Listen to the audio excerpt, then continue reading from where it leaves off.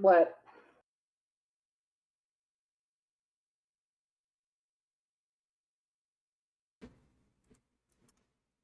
Okay. Let me see something. Okay. Fuck my goddamn computer! You would hear me, you would hear me, but I heard you. Anyways, Uh, like I was saying, basically before we start the group of interest Celeste, we'll basically uh be reading an SCP that pretty much makes fun of Christianity. I'll be reading it off my phone. It's really fucking funny. A quick description of it. SCP-5383 is a specific configuration of cardinal and unpardonable sins that results in the user being completely wiped clean of culpability for all sinful acts. And it's in the footnote, it says, defined as transgressions against divine law and Christianity. uh, All religious and divine barriers placed upon the user for their sins are removed, e.g. their passage into the afterlife. Now, they have steps you have to do with this SCP. They are just so bizarre. They only show a few. They don't show all 145. But here's the few they do show. Step 3. Raise your voice as at an innocent baby animal. Wait. Step 13. Use violence to help you succeed in a contest testing your ability to use the Lord's name in vain. Step 21. Drink as much as your liver can handle. Step 22. Convey thy neighbor's liver. Or covet. I'm pretty sure it's supposed to be covet. It's Covet. Covet. yeah, that's covered. Yeah. What? Wouldn't that require, like, killing the neighbor and stealing their liver and put it in your body? Speaking of Well, that, no. it's Covet basically means to be jealous of it. yeah. Oh. Speaking of what Like, you just wish said, that you had it. yeah. Speaking of what you just said, Jerry. Step 23: steal thy neighbor's liver. Okay, never mind. Now it's there. Now it went there. It gets worse. Step 39: commit sodomy or masturbation on Easter Sunday. Should you perform both, skip to step 45.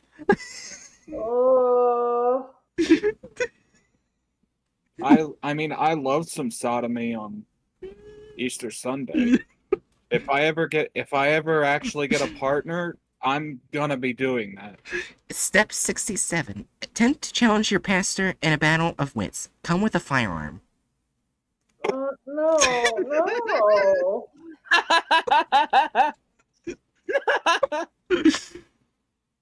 Step 98: set fire to a hospital for needy animals. Set up a store on the other side of the street to sell buckets at a markup. Cite surge prices.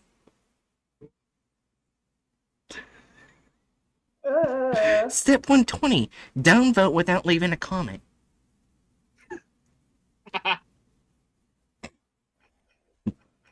Step 143: commit all types of sides in one day, save for suicide. All types of what? Sides. Sides? Like X. Oh. Yeah. Like infanticide? That's a Genocide. lot. That's a lot of sides. Here, I don't know how many there are. The only other one I've heard is infanticide, and that's not good. Yeah. There's infanticide. There's homicide. Oh, I forgot about that. Oh. Yeah. There's the big G side. There's two more. Oh. Step 144: commit suicide. In the last one, the Okay. last step you gotta do. Step 145: use unholy witchcraft to revive yourself. What the hell? What are you reading us? SCP-5383. It's one of my favorite SCPs now, and it's a Keter, of course. It was written by Rounder House. I feel like you just read crack to us.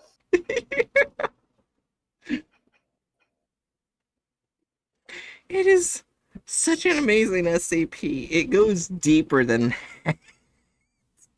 than what I just said. But here's the funny thing is, the O5 couldn't complete the list. They actually tried to complete it. Why did they try that? Is that why the fair gone? Anyway, I'm naming the new Minecraft world I'm gonna play in on the side. Commit all the sides. Okay, here's Oh. actually I forgot. There's actually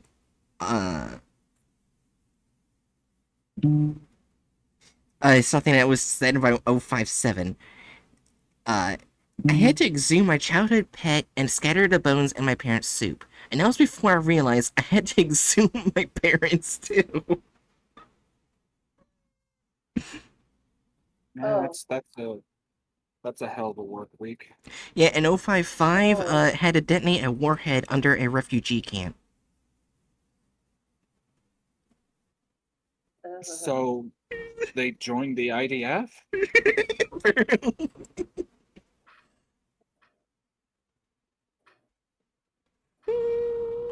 not the not the good IDF, the bad one. Not the bad yeah, the Immune Deficiency Foundation is going around detonating detonating refugee camps, yeah. Anyways, we ready for the first group of inches of the night? Define ready. Alright. I'm pretty sure how you say this would be Celeste. Because it's... I believe so. Yeah. Alright. Overview. Celeste is a private education business in Korea. Oh no, why do I feel bad reading this already? It aims to improvise its clients' academic performance by offering anomalous products and services while operating underground the shake-off organizations such as the Foundation. Celeste is primarily known to operate within education complexes and... I say that? Soul. Seoul. Soul. Seoul is what he said? Yeah, Alright. soul. In Seoul, Seoul. but has numerous front companies and affiliate businesses. Due to this, little information is known about its core architecture or members. Known affiliates of Celeste include Entree, Sanctioneer, Pioneer Academy, and education consultation firm Gluon Inc. But not much is known about their connections to Celeste. The exact date of Celeste's founding is unknown, but its earliest known operations date back to the mid-2010s. No activity outside of Korea has been observed to date, but the number of reports regarding its activity in the Korean private education industry is steadily on the rise. Related Is it anomalous... in northern or southern Korea? I don't know. I mean, north or south? It's in Seoul. And I highly doubt that there's Soul. Seoul. Yeah, Yeah. soul. Either way, and also I highly doubt that there's such a thing as private education in North Korea. Okay, that's fair enough. South Korea. Okay. Yeah. Related anomalous technologies are generally considered not very dangerous. However, considering that Celeste aims to serve clients of a certain age group, its expansion could potentially be a significant threat to the Foundation's veil policy. The Foundation continues tracking Celeste with cooperation of the Republic of Korean Police Force and the National Paranormal Agency Service. Okay, I just hope Celeste is a little more Yeah, what's okay. that word I'm looking for? Moral, a little more moral than the one air filter company in South Korea that accidentally killed a lot of children. Yeah, And alright. at the end, they were kind of like, whoopsie.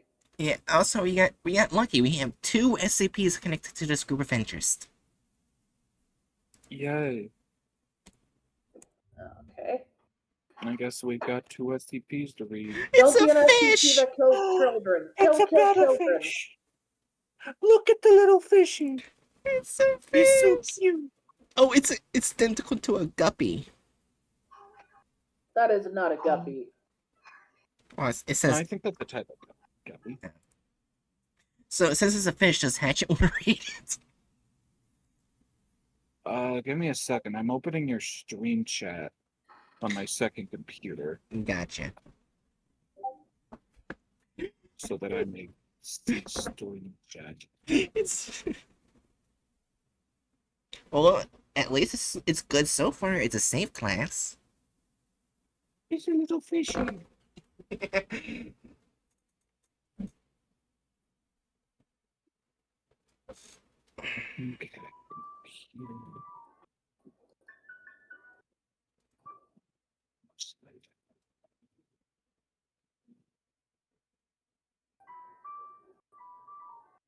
Okay. I have your stream open. Okay. And I'm relying on you, Bright, to read this, by the way, so. Oh, God. Okay. Item number SCP-157-KO. Object class safe. Special containment procedures. 157 instances are contained in a medium-sized aquarium in a standard safe object containment chamber located in Site 21K. The aquarium is cleaned weekly or whenever algae bloom happens, in which case the solution will be replaced. 157 instances must be placed in a solution specified in Manual 157-A between 21 and 26 degrees Celsius.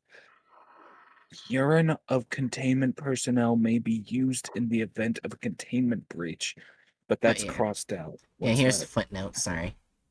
An aqueous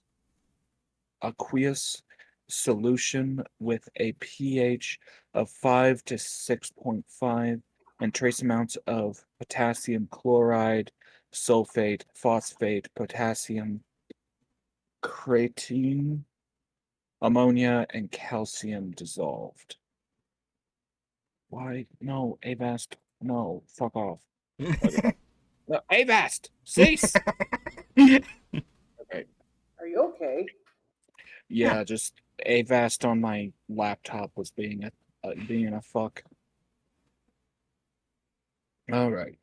All personnel responsible for containing 157-KO, including cleaners, must be adequately educated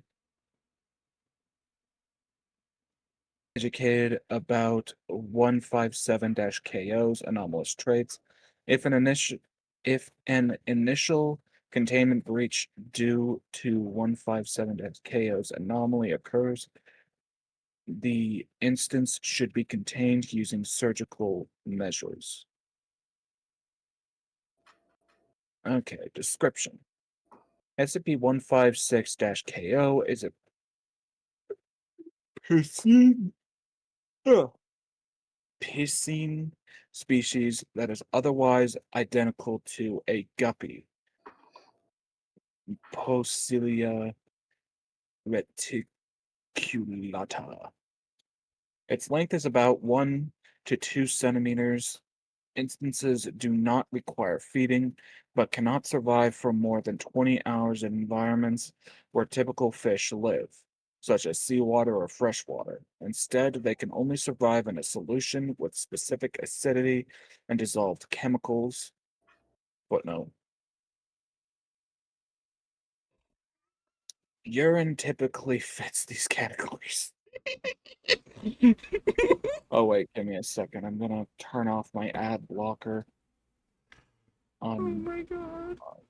on Twitch so that you get a little tiny bit of AdSense from me having it open. Okay. Blah blah blah blah blah. Okay. Absorbing the solution as time passes. No other piscine species has been found to live in such environments. Thus, 157-KO is considered anomalous. Wait, okay, give me a second. Let me look up what pissing means. Uh,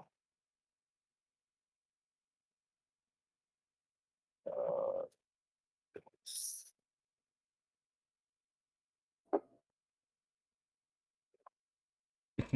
Oh my oh, god, I read ahead. okay, of or concerning fish. Okay. So they're just using this term, I guess. All right.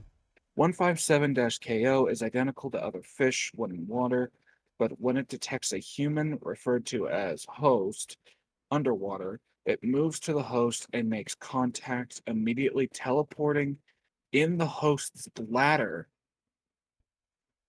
What? Research is underway to identify how 157-KO detects hosts and moves to their bladder. Instances in the bladder become mostly immobile, absorbing the host's urine. This typically has an antidiuretic effect on the host. For details, refer to experiment log 157-KO. Sometimes SCP-157-KO can expire when it cannot absorb enough chemicals in the bladder. In this case, the dead instance must be surgically removed, or the body may decay inside the host or injure the host's bladder or urinary tract, negatively impacting the host's health. The Foundation is currently tracking GOI 1000 Celeste, which is presumed to have modified and distributed SCP-157-KO. Experiment log. Abstract. Summed up responses of most personnel according to 157-KO's number in the bladder using D-class personnel. Okay, so it's like how many of the fish went inside their bladder. Yep. I wait, what? I I I'm literally allowing Twitch ads. My ad blocker is turned off. Stop yelling at me, Twitch. You Ugh, might have to refresh. I did refresh. Oh. I'll It's refresh okay. again. Okay. Number of inserted instances. 2. Host felt no abnormalities. Urination interval significantly elongated to more than 2 hours. 4. Host felt no abnormalities. Urination interval significantly elongated to more than 6 hours. I just realized. Yeah. Is this going to be an SCP that this fucking school created so that the kids stop asking to go to the bathroom? I think so. Okay. Let's see. So no urination interval significantly elongated to 6 hours. Six little fishies in the bladder. Host complains a strange sensation in their body and does not urinate anymore. 9 little fishies in the bladder. Host reported extreme pain in their genital area. Surgery was done to alleviate it. 13. The data expunged. Oh joy. Why did they put 13 of the fish in someone? Why would you do that? Because data expunged. Results 157-KO has antidiuretic effects proportional to its number in the host bladder. The host can feel 157-KO itself inside oneself when there are 5 or more of them. Footnote: I do not recommend inserting more than 8 instances in a single host. Dr. Redacted. Thanks for your insight, Dr. Redacted. Addendum. 157-A retrieval log. 157-KO was found in the outskirts of Redacted City, Republic of Korea, when the Foundation noticed a number of teenagers all suffering from internal wounds due to an anomaly. Aside from their age, the patients seemed to have nothing in common when they were first hospitalized in a university hospital. However, they all mentioned fish in bladder and its anomaly in common, after which the Foundation intercepted the host, surgically removing 41 instances from the patients. During the interviews done in the students less affected by the injuries, they admitted, oh my fucking god, Twitch, stop being dumb. I turned off my ad blocker. Fuck you. Okay. Da, da, da, da. During the interviews done on the students less affected by the injuries, they admitted they were related to the group of interest Celeste. Still, they refused to talk about the usage of Dash AO. Discussion underway to use truth serum for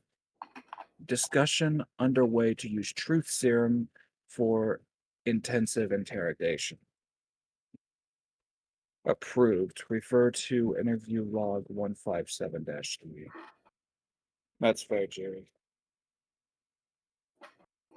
Okay, addendum 157-B. Excerpt from 157-KO related article. Found during a pursuit of Celeste. Thank you, parents and students, for using Celeste's service. We have received letters of concerns from many of you about the recent unfortunate accident. We too are shocked that the redacted fish we have sold caused traumatic injuries to 5 of our students, including one of our best pupils, Mr. Redacted.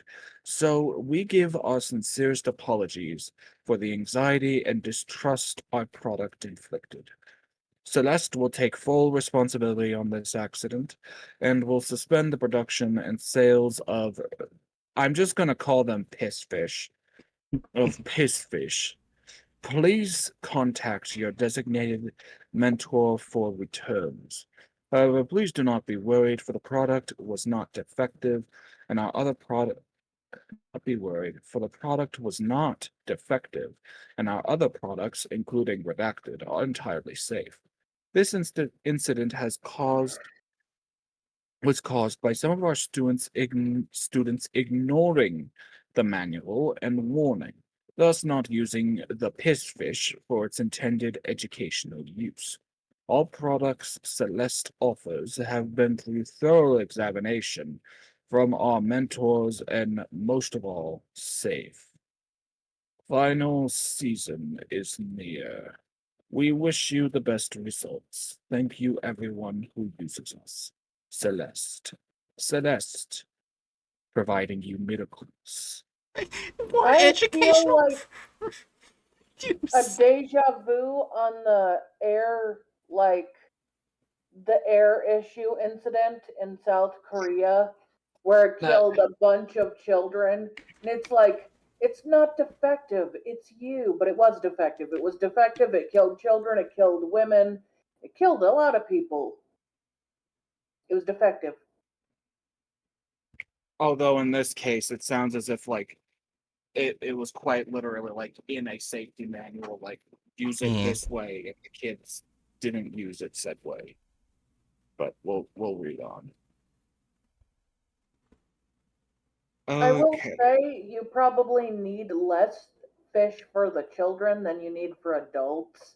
They probably only tested it on adults. Yeah. Maybe. Let's see. Addendum 157-C interview log. Addendum 157-3.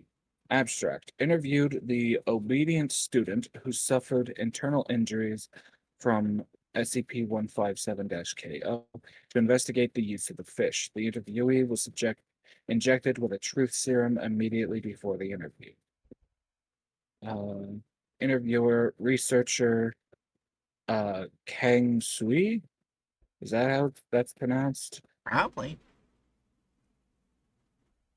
One moment. Gotcha.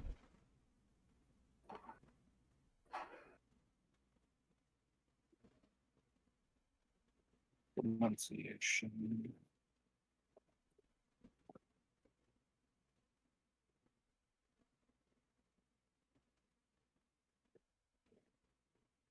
Pronunciation. Google. Stop it. No. Let's see.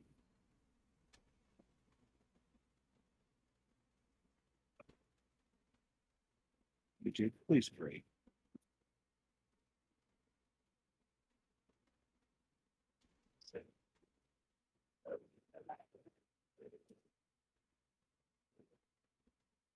Sui. The last one is Sui. I just want to be 100% certain I'm not. Gotcha. Kong. Okay. So I guess Kong Sui is our interviewer. Researcher Kong Sui. Interviewee, redacted, student. Researcher Kong Sui. Start recording. Redacted. Tell me everything that you know about the fish you used. Celeste sells them under the name Pissfish. They sell them to students only. They sell them to students only over rank 3. South Korean school or CSAT grades are transcribed as ranks that follow the normal distribution. A smaller number means a higher rank, a higher grade. Rank 1 is the top 4%, rank 2 is the top 11%, rank 3 is top 23%, rank 4 is top 40%, rank 5, top 60%, rank 6, top 77%, rank 7, top 89%, rank 8, top 96%, rank 9 is the bottom 4%. Translator.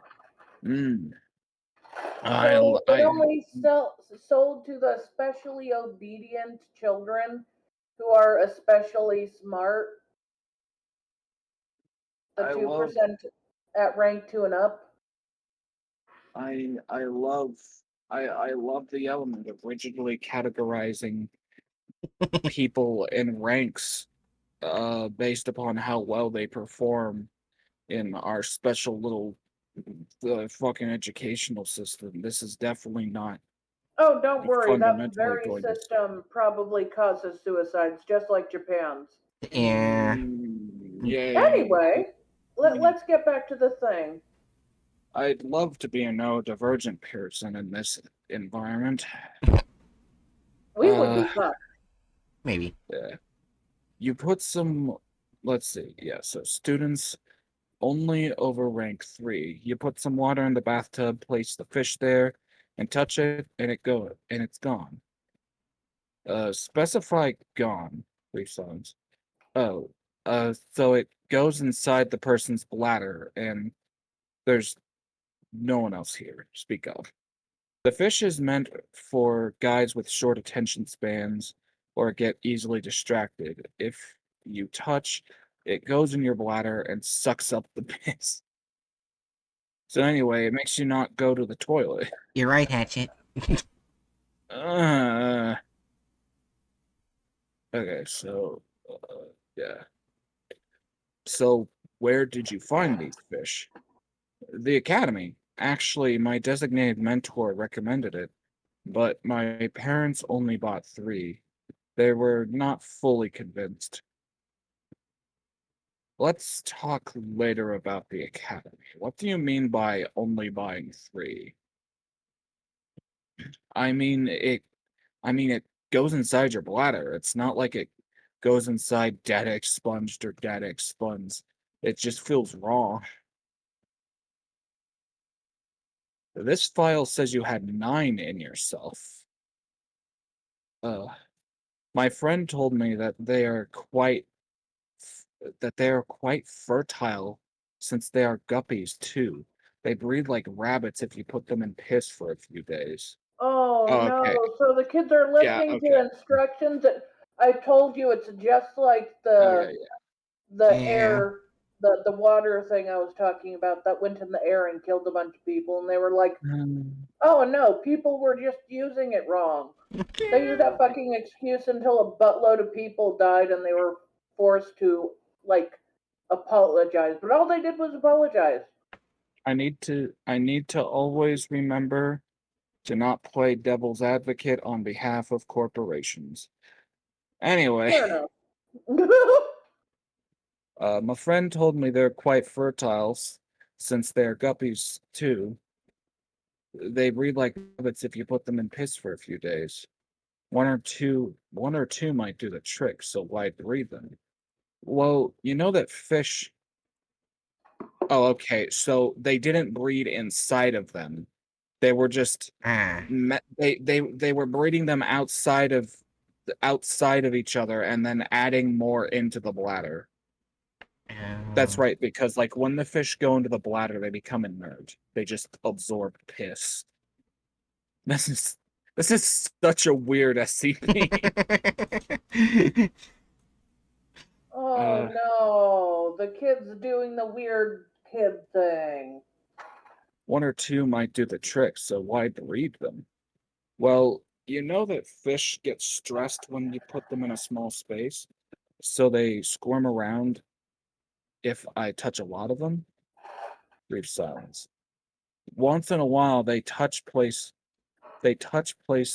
while they squirm, but this, oh, I oh told no. you that's doing the weird kid thing. These kids are Uh, so stressed that they're I using read ahead. piss Oh in my their god. urine to like get any sensation besides stress and work.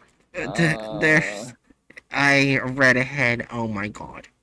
yeah, but it feels strangely good, you know? To make the fish move around, Data expunged. I think they called this some sort of uh, thing, dry orgasm or something. Anyway, the fish. Well, Okay, we we have to don't. remember these are teenagers. This is Yeah, something teenagers would do. Goddamn we, fucking. okay, so we don't know. Well, we don't know the sex of this individual, but either way, they're having the fish get engorged in the bladder, so it's either pressing on the G spot or the prostate. We don't need to know.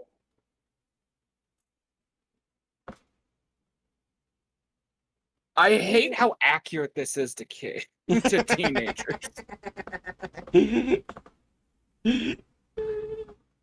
Okay, it feels strangely good. I think they called this sort of thing dry orgasm or something.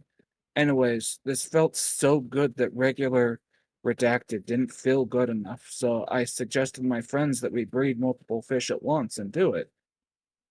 They started moving, and just about when we got a rest, I and lock. They were done.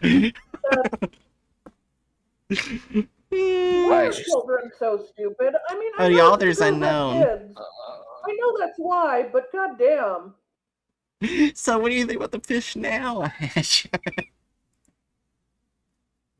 the fish are good boys. Okay, they're victims. That's the thing. As far as I'm concerned, these little fish, they're victims of Celeste, who decided to turn them into piss fish. They're victims of the kids who decided to use them to get off. This is just a certain this is uncomfortable. To be This is fair, very like I said before, these are like the top percentage of the kids. So these are kids that are basically allowed no freedom in or out of school. They have classes after school. They have Yeah. study groups after school. They don't have a life. They have school plus school plus school. They have And no on life. and on top of that, put kids in that situation without proper sex ed, things are gonna happen.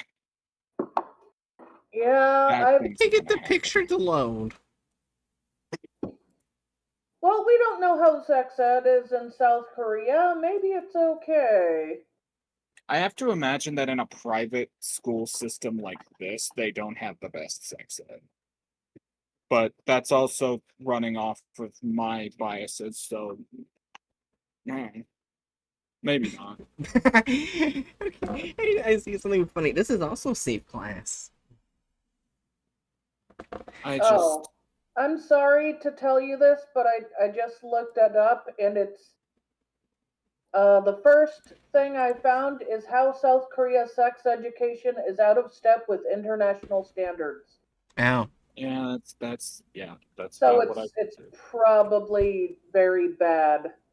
So I yeah, genuinely like Hatchet was right. I'm sorry. at the very least, assuming that their tendencies are anywhere along the same lines as how the private education in Japan acts, it's not surprising. It's yeah. mostly spearheaded by conservative fuckwits who want to keep everything nice and traditional. Oh, Seoul City Schools recently considered adopting a sex education curriculum emphasizing abstinence, Uh, heterosexual only relationships, and immutability of distinct fixed genders from birth. Oh, I'm Anyways, on to the next SCP. Sorry, Bright. We're still talking about fucked up educational systems, Bright. No. Let's talk about another Let, fucked up let's let's educational system. let's just go to the other SCP. Maybe Celeste made that less dangerous to children who are desperate for any sort of break or pleasure in their life. Like the last kids probably would have been happy if they got a sugared grape. They were so repressed. Anyways, alright. Mushrooms. Anyways, item SCP-602-KO, Object Class Site Responsible KRSE Redacted Site 21-K, Director Lee Gang-Soo, Researcher Head Jin, Assigned Task Force Not Applicable. Uh,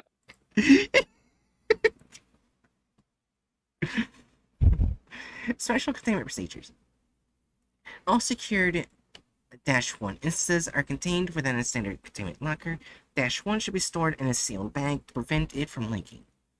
Experiments using -1 can be done under permission from the current researcher in charge.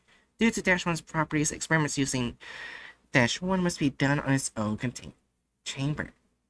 There are no contained instances of -3 since they are hard to discover for anyone besides the corresponding -2 instance.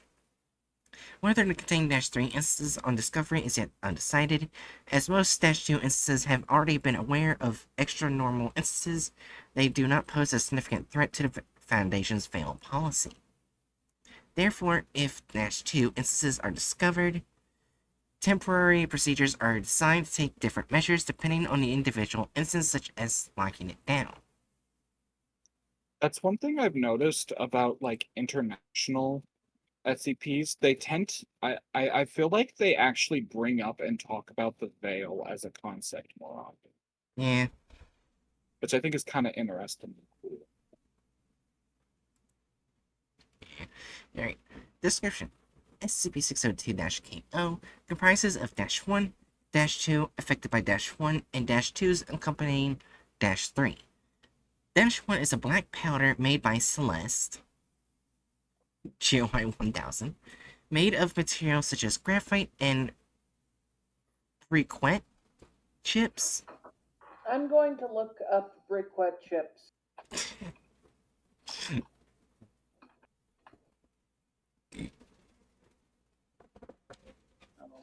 Alright.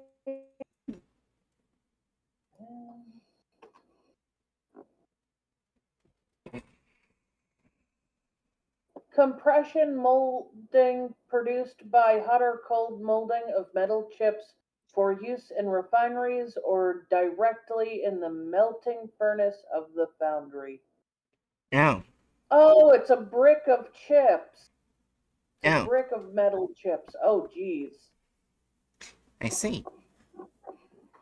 Upon research, it is confirmed that Dash 1 it doesn't show anomalous properties itself.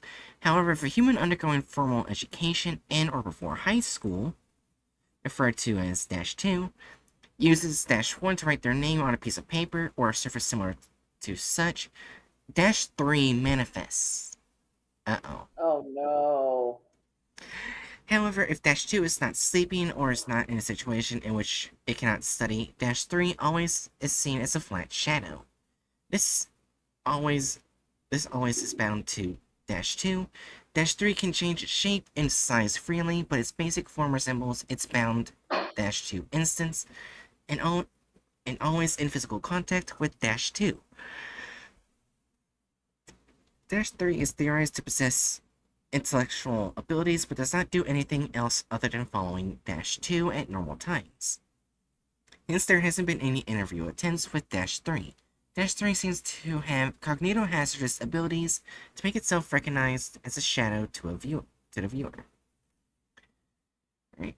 Dash 3 shows abnormal behavior when Dash 2 sleeps or is in a situation when it cannot study, such as when it is ill. Dash 3 commonly forms from its usual blurry and fuzzy state to a distinguishable form capable of physical interaction.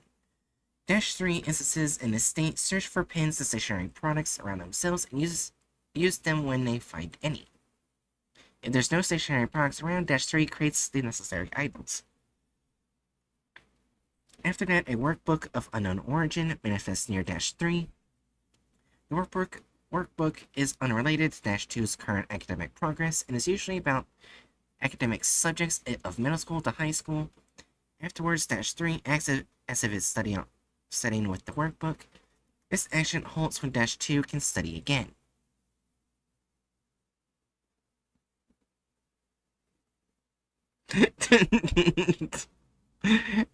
Well, damn. This damn Sunshine. How are you doing? Anyways. Usually after 2 months from Dash 2 first using Dash 1, Dash 2's personality drastically changes. Dash 2 experiences significant confusion, but quickly adapts. Dash 3 acts differently at the state. It stands still even when Dash 2 is unable to study. Celeste reverts Dash 2 instance's altered personality and extinguishes the Dash 3 instance. Celeste students who have undergone such a process becomes a model student and shows behavior such as studying whenever they can and sleeping less. The exact mechanism is how this happens is unclear. May I just predict this will cause children to die again? Maybe. That's fair. Alright. Data from Celeste Pursuit. Excerpt from a document obtained while pursuing Celeste.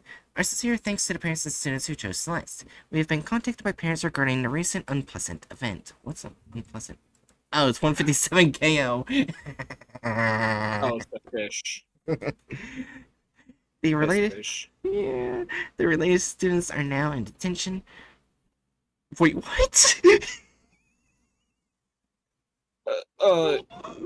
That's uncomfortable to hear. However, as 5 students, including the leader, redacted, so does not recognize their wrongdoings, we've decided to apply the maximum disciplinary measures we can with the understanding of their parents. Please anticipate the new students 4 months from now from Celeste providing miracles. If you think your child needs discipline, contact Redacted. They'll make their personal shadow for you. This is a disciplinary tool Yep. that forces kids to become quote unquote model students. Yep. SCP. But it also forces them to eat less and to sleep less, which will obviously kill them. Yeah. That's why I predict they die. Alright, SCP-602-KO-2 Interview log. Log 1. Abstract. This is a series of interviews with Dash 2 under the Foundation's control. Its parents had connections with Celeste, and the Foundation knows the instance after the Foundation hired its brother. It is now under surveillance. Information that the instance is affected by a severe anomaly is given to the parents. Given to its parents. Oh. Dr. Start a vlog.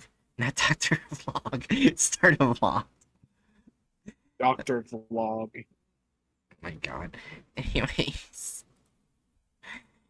Researcher. Hello? Who are you? I thought your parents told you. Your new counselor. Yes, counselor, starting from today. Can I have your name, please? It's redacted, so. Redacted, so. Write something down on the log. Got it. Hello again. I'm your counselor from today. Can we talk now? Yes. Did anything strange happen recently? Strange? Like what? So, for example, something happening in the academy. What's this? Oh, it goes to the Crane Group's event. Oh, okay. Not that I'm aware of. Are you sure? Think again. What about this then? Did you do anything you didn't do before? I think there's one. Can you tell me? They gave me some chalk powder, a black one. They told me to write my name with that, so I did. Okay, I'll stop here today. You're gonna be bored too. This is how all first days go. End of log. Log 2. Abstract. Interview done a week after first talk. Dash 2's parents describe abnormal behavior of the subject, which the Foundation assumed as Dash 1's anomaly. Start a vlog. Hi, it's already been a week. What's wrong? Why are you so quiet? You said something strange back then, right? I think so. Well, I think that something strange happened to me. Oh, would you mind telling me? To heck with your O's. Anyways, it happened at night. I was sleeping and I woke up to the sound of something rustling. I went back to sleep at first, but the sound didn't stop. Well, what was that? I'm not sure. It was sitting in front of my desk in my room. It was writing something. When I turned on my room lights, it noticed me. And? It suddenly rushed towards me very fast, and then it strangled me. I was really shocked, but I think it was just a dream. Anything peculiar? I don't think so. My throat hurts a bit. And there were books on my desk that I didn't normally use. Did it almost kill him? Yeah.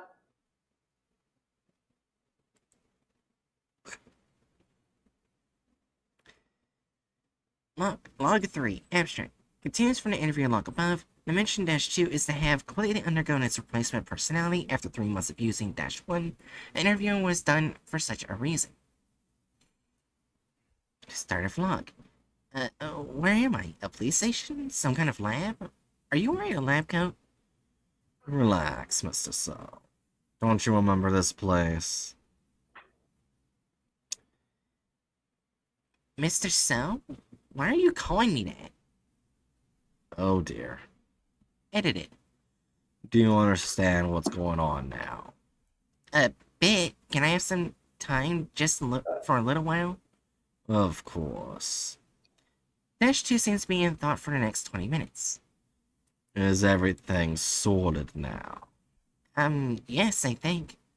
Then please talk. Before that, let me ask you something. Are you not redacted so? Let's say yes. To say, have you heard about Celeste? Yes. Then I'll keep talking. You know that Celeste is an education business, and the parents there chose to let Celeste fully take care of their children? Even when it comes to discipline? And? Like any school or institution, Celeste has its fair share of delinquents. I was one of them. Usually, even though Celeste makes us do unbelievable amounts of studying, it's not barbaric. so discipline doesn't come like go further than some beating. Scolding's all for the minor stuff. However, there was one when things crossed the line. One was that someone got bullied in the institution. The student's dead. I don't know why. Wow, Jerry. What? The student's dead. I don't know why. Mm. You called it- Honestly, we do not know if it's related to the SCP. Let's continue. Yeah. Oh my. Continue. So anyways, her parents held some power, and Celeste was half forced to take the highest measures of punishment to all the related, not only to the bullies, but also to the ones who stood by and watched. What does this have to do with you? I was the bystander. I resented Celeste at first, but on retrospect, I think I can at least be like this because I was a bystander. The bullies must be in a long punishment of some kind of weird space. Well, it's an orange link, so that means we can't go to it anymore. Yep, page doesn't exist. I'm going to say I don't think that's really fair, especially since South Korea has such an extreme, uh,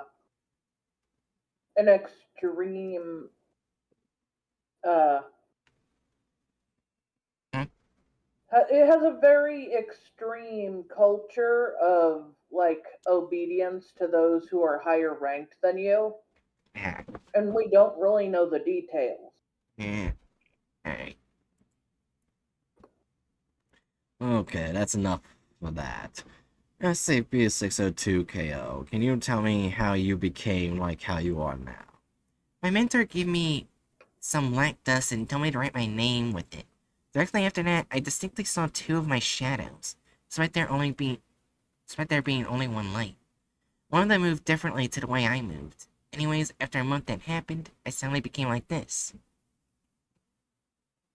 I see. Celeste then pull you out, I guess. I've heard about black powder before. It's said that it was the highest form of punishment Celeste can give, that they release us after a month or two, but they didn't do so for me. Why? Because I was related to the incident? Right.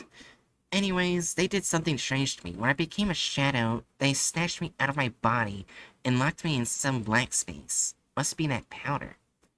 An experiment that you were talking about, the way I escaped, well, I'm still like this though. I knew with my guts that I had to take that guy's body tied over there. And to do so, I needed to study harder than him to gain validation. So when people use SCP-602-KO, their personality changes drastically. You're saying this is not a change of personality, but the shadow, as you put it, taking control of the user's ego. It's unclear. I've been both at the snatch and the snatching side, so I know that it's slightly different than taking control of one's mind. Even if the shadow takes control of the body, it doesn't mean that the original ego disappears or gets suppressed. Then what is it? The original ego becomes the shadow, and then they realize if they don't study, they end up like this. That's why exactly what Celeste aims for. Two people competing to dominate each other. Nothing will be better for studying than that. I'm holding on to this body for now, but I don't know when I'll become a shadow again. I forget who I am. There's no hope for me. End of log. Okay, that's worse than death. That is worse than death. It's basically like, okay, if you don't do well enough in studying, if you don't erase your personality enough, you'll become a shadow. Yeah. That's definitely going to kill more kids. So, for starters, I will mention that I've seen a good number of, shall we say, more authoritarian Mhm. leftists like get up in arms over this idea. But let's just be entirely frank. The Asian school system is the epitome of why we need youth liberation right the fuck now. Yeah. Yeah. Besides that, Celeste is going into lawful evil, Yeah.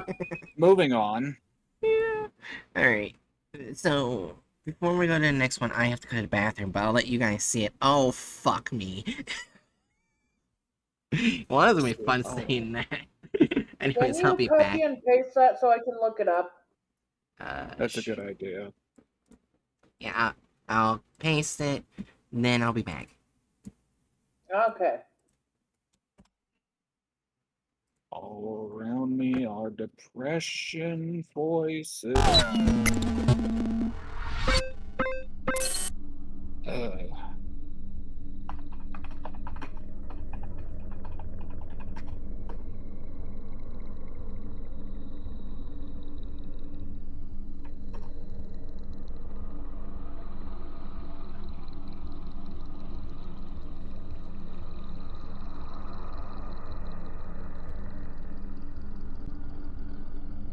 Oh no. Okay, Chung Hee-jim. You say that again? I'll just paste what I used to find out. Chung Hee-jim. Chung Hee-jin. Chung Hee-jim. Chung Hee-jin. Yay. Chung Hee-jim. Chung Hee-jin. Yeah. I put a link on how to pronounce in live stream chat, the recording live stream chat.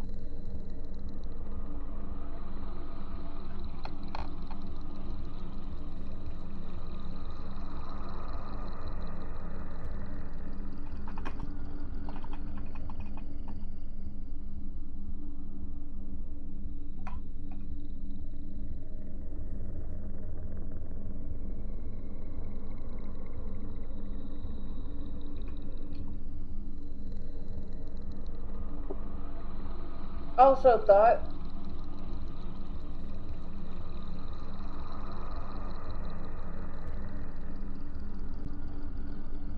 yeah. I just had to change the intermission mic. Fuck's sake. Oh. Fucking my goddamn fucking computer. Anyways. I want to say something before we change to Chung Hee-jin. Yeah. I just want to say one of the things I hated about Celeste. Oh god damn it, left my brain. Mm-hmm. Well, because this is South Korea, it's not Japan, it's not a different country, it's specifically South Korea. In Seoul, Yeah. they might think the worst of the worst as kids who decided to come out as trans or gay. Oh. Yeah. Alright. Anyways, how do I say They this? might be literally punishing Oh. children who want hobbies. Yeah. Yeah. And like literally banishing into the shadow world. Mm-hmm. Also, what will they be like when they grow up? Will they even have a personality? Maybe. If they grow up, because remember, they'll probably die. Yeah. Okay. Anyways, how do I say this? Chung Hee-jin. Asian? Chung Hee-jin. It's literal. There's a link to how to pronounce it literally in the recording chat. Asian. Chung Hee-jin. Chung Hee-jin. Fuck! Well, I can't even click the link. Chung Hee-jin. Chung Jin. Got it. Chung Hee-jin. Chung Jin. Overview. Hee-jin. Jin. So you need the H sound. The H is not silent. Shang Jin. Chung Hee-jin. Shang Jin. Okay, got it. Chung Hee. Chung Hee Jin. Got it. Chung Hee Jin. Yeah. GOI Chung Hee Jin is a group of undersea drifters led by a person of interest, Sheng Bogo. They use SCP-983-KO, a submarine shaped like giant humpback whale. Mega Terra Novae Angliae as their base of operations while constantly drifting around the ocean with no specific online strongpoints. What position Shang He-Zhen holds towards the Foundation is unknown. However, as they actively aim to destroy several uncontained marine time SCP objects secured by the Foundation, they should be treated on par with other significant threats. Okay, they may be in the evil category. Oh. Yeah. According to the information disclosed by the self-proclaimed Sheng Bogo, during the Foundation's initial encounter with 983-KO, he's the actual Sheng Bogo himself, the historical figure active during the Silla Dynasty, who survived the Purge of 841 AD and fled undersea with his followers at Shanghaijin, modern-day Wando Gun. Sheng Bogo also claimed that they have traveled through the other worlds using the pearls under the ocean and recently returned to Earth. As of now, there is no physical evidence to support such claims. As of 2022, the SCP objects that Shanghaijin attempt to attack include SCP-169 and SCP-3000. Are you dumb as shit? SCP-169 is the Leviathan. If it wakes up or moves, it causes earthquakes and tsunamis. A single movement of that thing causes earthquakes and tsunamis. Why the fuck are you trying to kill it?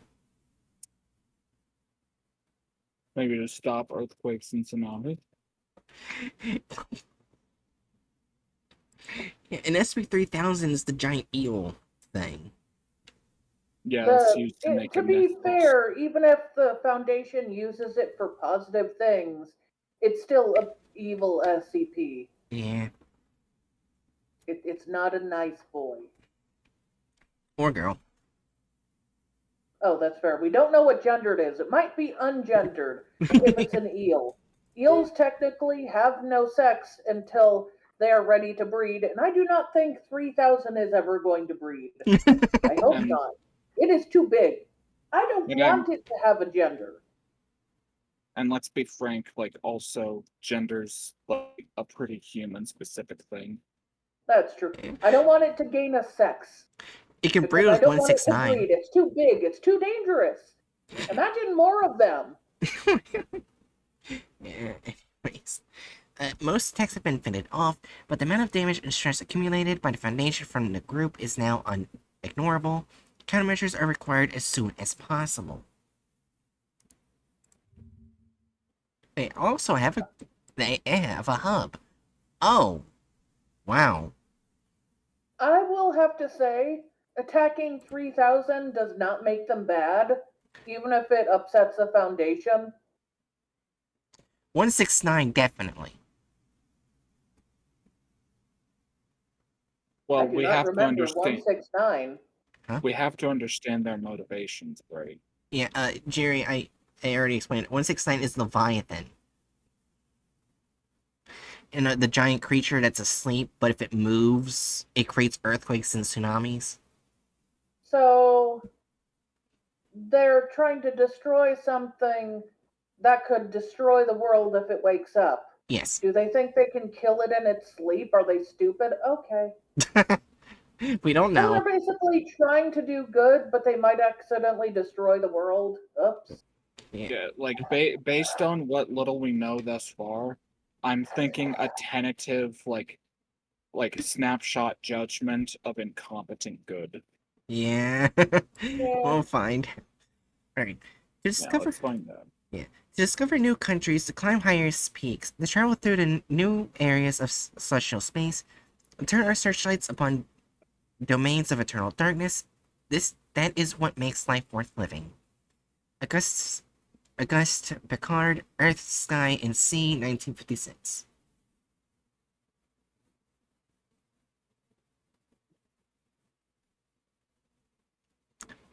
Wow, I was not expecting this. GOI 0531, Shang Jin, aka Navy of the Four Seas, question mark. Okay. Period of activity, 80-2021, the present, 8841, self-claimed, present. Alright. Seems like there was, sail design of Shang Jin, Navy of the Four Seas, Sahe Su Rogun, the Supreme Marching Commander of Hei Gunday Shangguan, Marshal General Crushing Sea Deities, Pa Sendai Wonsun, Grandmaster of Clearwater's Garrison, Shanghai Jindai Sa, Flagship of J-Bo Go Wasun. Alright. Anyways. Oh wait, we just basically read Overview. GOI Shang Shin is a group of undersea drifters led by person of interest Zhang Bogo. They use 983-KO, a submarine shaped like giant humpback whale, as their base of operations while constantly drifting around the ocean with no specific on-land strong points. Wait, we just basically read this already. This part. Alright.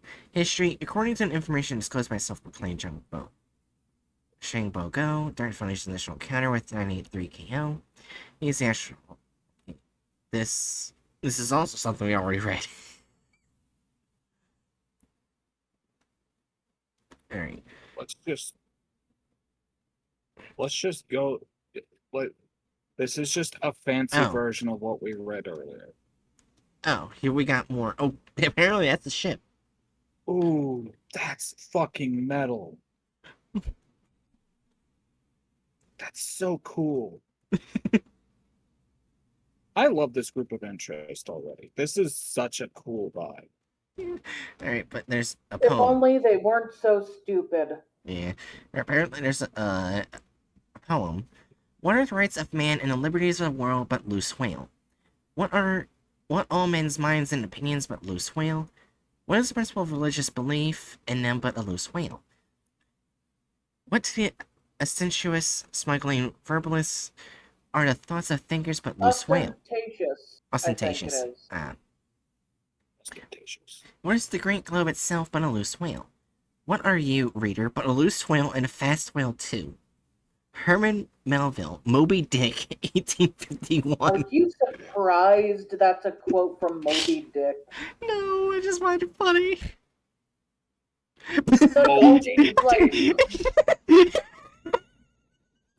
If you expect anything involving crazy whale accusations to come from anywhere, it should always be Moby Dick. Always expect it to be from Moby Dick. So, apparently, the picture is called whatchamacallit. Nicholas is supposed for not giving a name for her. Can we just call her Makara? Oh, yeah. My pride won't allow me to use the name given by outsiders. This Nexus. So this is the name of the ship. Whatchamacallit. It looks so cool, and they're just like, whatchamacallit. Someone's like, why don't you call it this? They're like, my pride won't allow me to take something from an outsider. Remains whatchamacallit. Oh, apparently it's called different by other groups. So, Makara by Shanghai Jin. We need another alliance to refer to for these people. Okay, let's just call them Shanghai Jin. No silly business. And 983-KO by Jailers. Wait, are they using terminology from the Serpent's Hand? And KTXXXX Cetus by Bookburners. How can a how can a Cetus be a real whale? Laugh my ass off. The murder tramp. Okay. Knowledge. Traits tentatively named Makara is a 77-meter length sea creature. The footnotes. Hey, Gloss, are you sure you won't name her? She is your creature. She is your creature at all, Miss Nixus. If there's a name that people will call this, what this child call, wouldn't it be okay to think of it as her name, Pangloss? Wait, Pangloss? That Wait, was did you say yeah, what? that was another Pangloss? group of that was another group of interests I think we did. Pangloss? Pangloss, yeah. Interesting. If it's not, then it's one we're going to do. Anyways, she is apparently similar to a humpback whale. It is based on a humpback whale, but it is ambiguous whether she can be classified as humpback whale, because she is now a mixture of organic and inorganic substances. From the outside, the parts covered with wood and metal are attached like rags all over the body of a humpback whale, and sometimes a large black sail is spread on her back. So this is not talking about a sail on the back of a sailfish or pelicosaurs, but talking about a junk rig, right? Hugin. Makara lacks internal organs under her skin and musculature. Instead, she is filled with hollow cavities such as the thoracic, abdominal, and cranial cavity.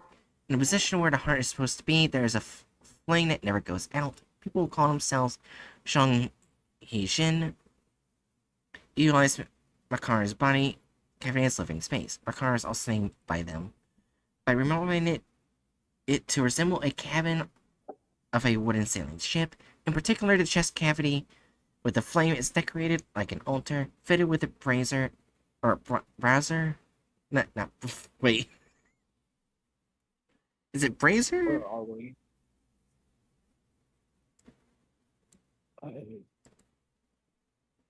Where are we?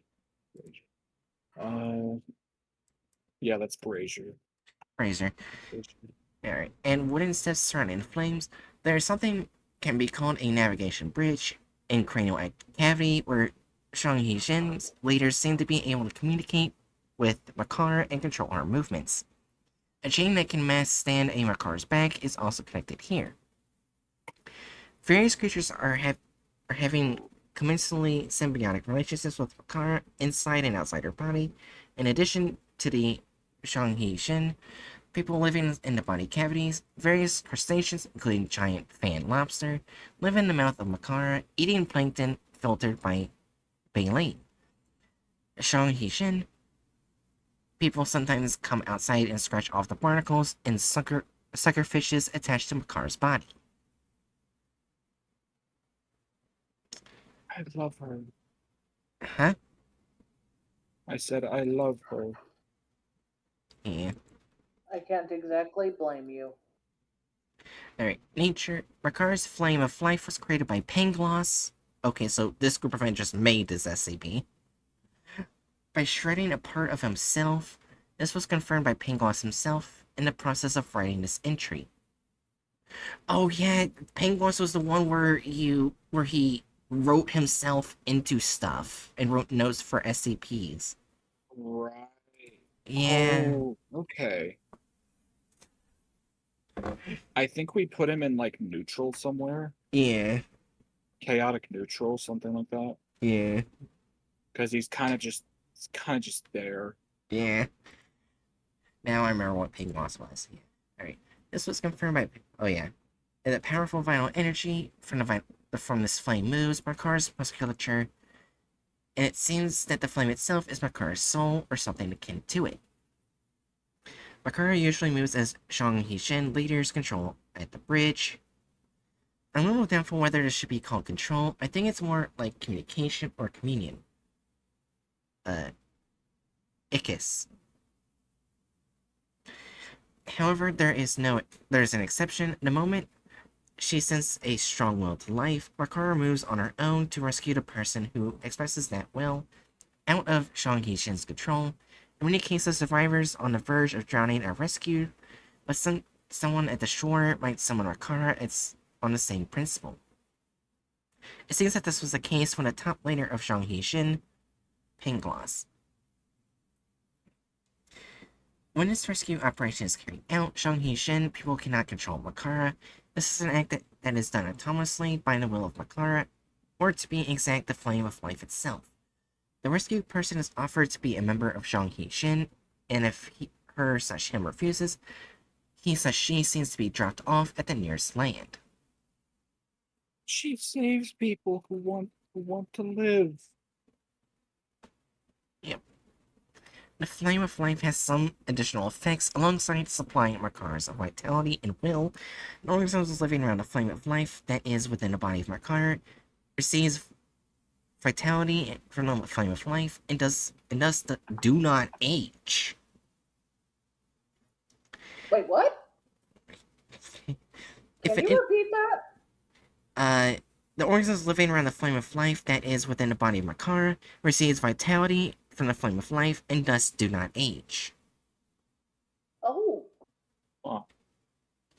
If an entity uses this to remain young, is away from the flame for long enough, the aging that it had been delayed will all come on at once. Oh. Those who have lived in and around Makara beyond the average life expectancy of their species will quickly age to death when they get away from Makara. Perhaps because of this, the Shang Hishin people rarely land on land. That's too bad. If these Shang Hishin people can enter the library, we'll hear a lot of interesting stories. Icarus. Wait, is the library? Are they talking about the Wanderers Library? How would you fit the Yeah. whale? How would you fit the whale? They're not bright. Oh my God, Oh. Sprite. They're not saying There's- they would fit the whale in. They're saying Oh. it's too bad because they can't tell anyone anything. They can't go in the library. They can't go anywhere because they can't leave the whale. Never mind. I'm an idiot. Also, this reminds me of the Sea Princess myth, where someone helps save a turtle, and while they try to say no to the thank you at first, they accept it because they're basically guilt tripped into accepting it. They have a wonderful time, but as soon as they leave the ocean and look through the gifts that they were told not to, they suddenly age all at once. But before they open the box, they find out everyone they ever loved is dead from old age. Damn. A lot of time passed.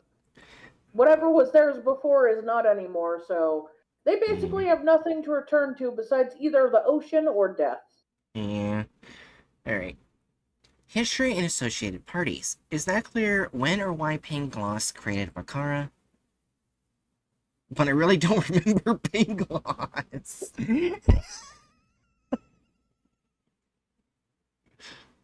Perhaps he forgot it completely after showing mercy to the dying whale and his good nature. When Pangloss first met the whale, her intestines were already rotting, but only her obsession for life and her willingness to live were felt like a thick fog.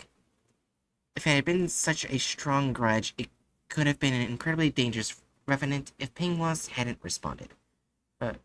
Ring the Hui? Pangloss emptied the rotting whale's insides and divided his flame of life to capture the whale's soul. He placed the flame in the thoracic cavity, collected the materials seen around him to tinker the torn skin and broken musculature, and then sent the whale back to the sea. According to Pangloss's own inaccurate retrospective, that's the story.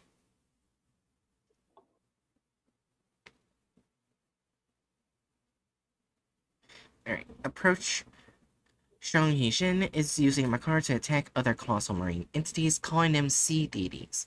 They call Pangloss Homa. What does it mean, Hyugen?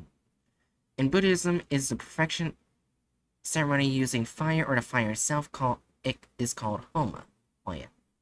Oh. And they seem to be believed that they can meet Homa again if they destroy all the sea deities. Being a fairly incoherent belief, it was impossible to find out what the basis of this belief is and how it came to be based on their fragmented logbooks secured so far. Are you going to just leave them like that, Gloss, Miss Nexus? Well, for me, it seems that they do not need my help now, Big Gloss. What would happen if Shang Yixin people found out that Pangloss did not actually have any plans or intentions for them? It does not seem to be going to work out that well. Does anyone have the courage to go and ask someone who can speak their language? M. Whoever M is. Oh, get lost, says Leah. We better keep this a secret from them for the time being. Observations and stories. Shang Yixin people have written that Connor adventured widely to all the seas on Earth, and even to the seas of the other worlds. Although Shang Yixin and Makar cannot enter the library, their nautical logbooks are often found in the library in fragments. As a result of collecting and studying them, the tales related to Shang Yixin has been confirmed so far is as. It just puts an exclamation mark next to follows. Thanks. I guess the link's gone, but I just find it funny that I just want to keep clicking it. But, yeah, I get the feeling the Serpent's Hand wouldn't even let them in the library if they could. Mainly because they would. Just incompetent good because they want to be good, but they're not good at it. They're really not good at it. Well, we should probably read the actual SCP. You're right. SCP files associated with the... And it was the SCP we just read. That's it. Wait, so we just read the SCP? Pretty much. Yeah, we basically read its history and everything. But yeah, that's the article. But yeah, but yeah, that's basically what this was. This was the SCP.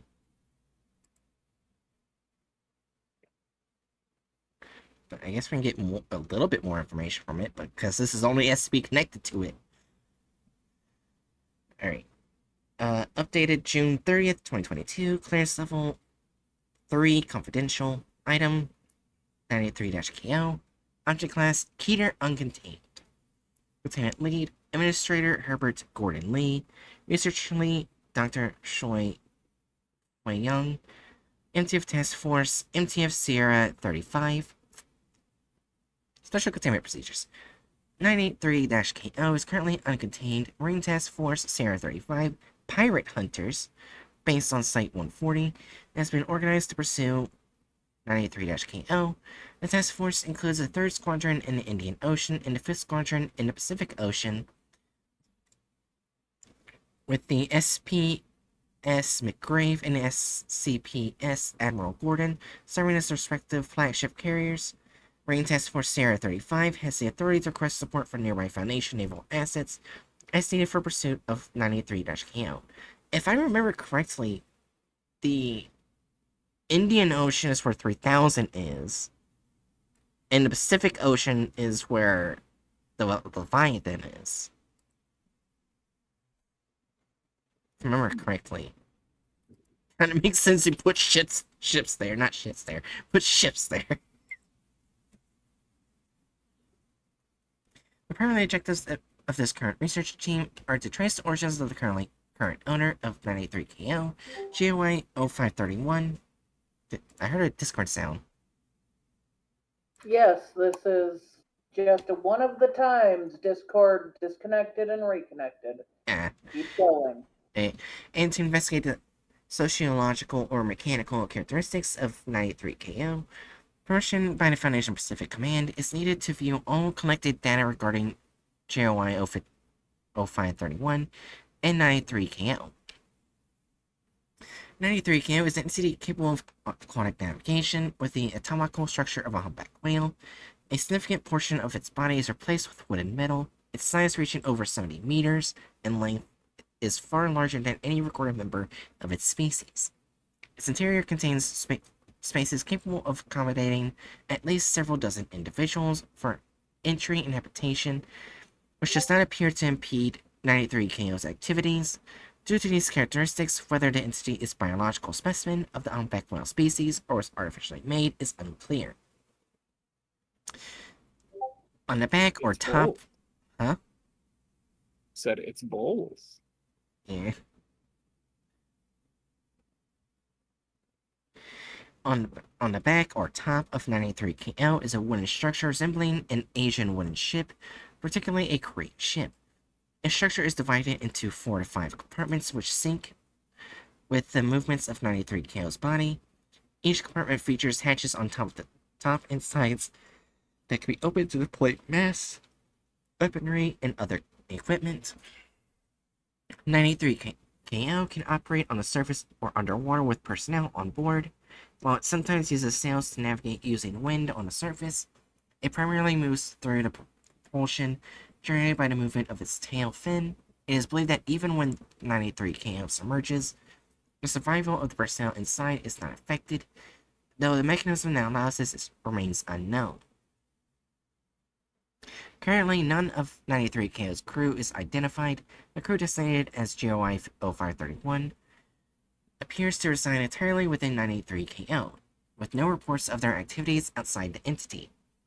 It is almost certain that they cannot control 93KO's course, but the internal structure and mechanisms that enable this remain unknown. GOI 0531 actively uses 93KO for transportation and combat.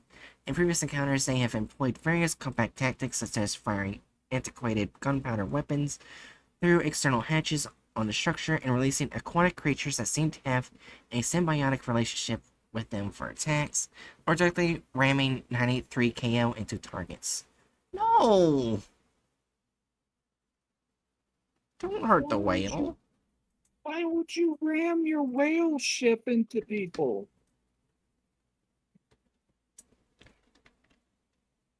So what was this that you like this group of adventures? I was talking about the whale.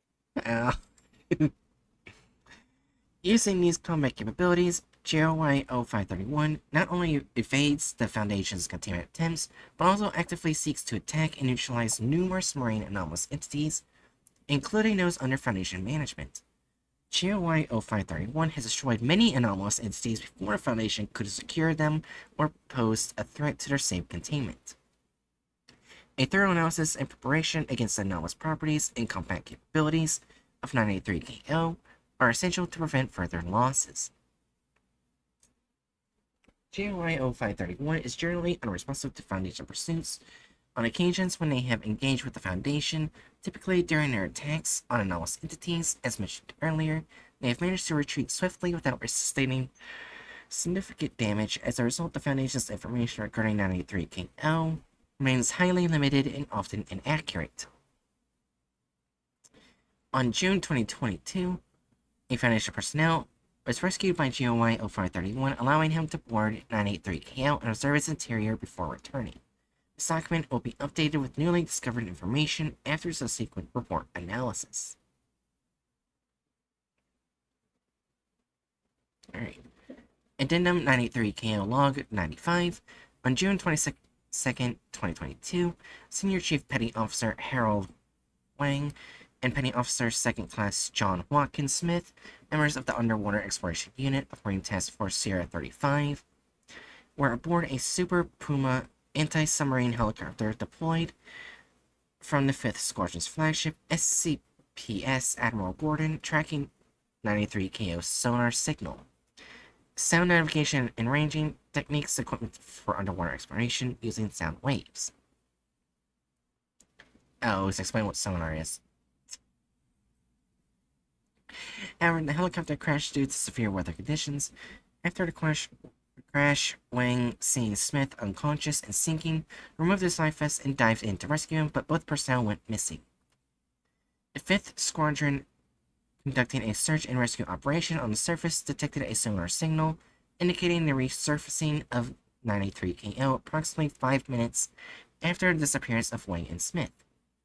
The signal quickly faded, but 65 hours later, it was detected again in the waters 130 nautical miles from the initial location, after which 983 KO surfaced.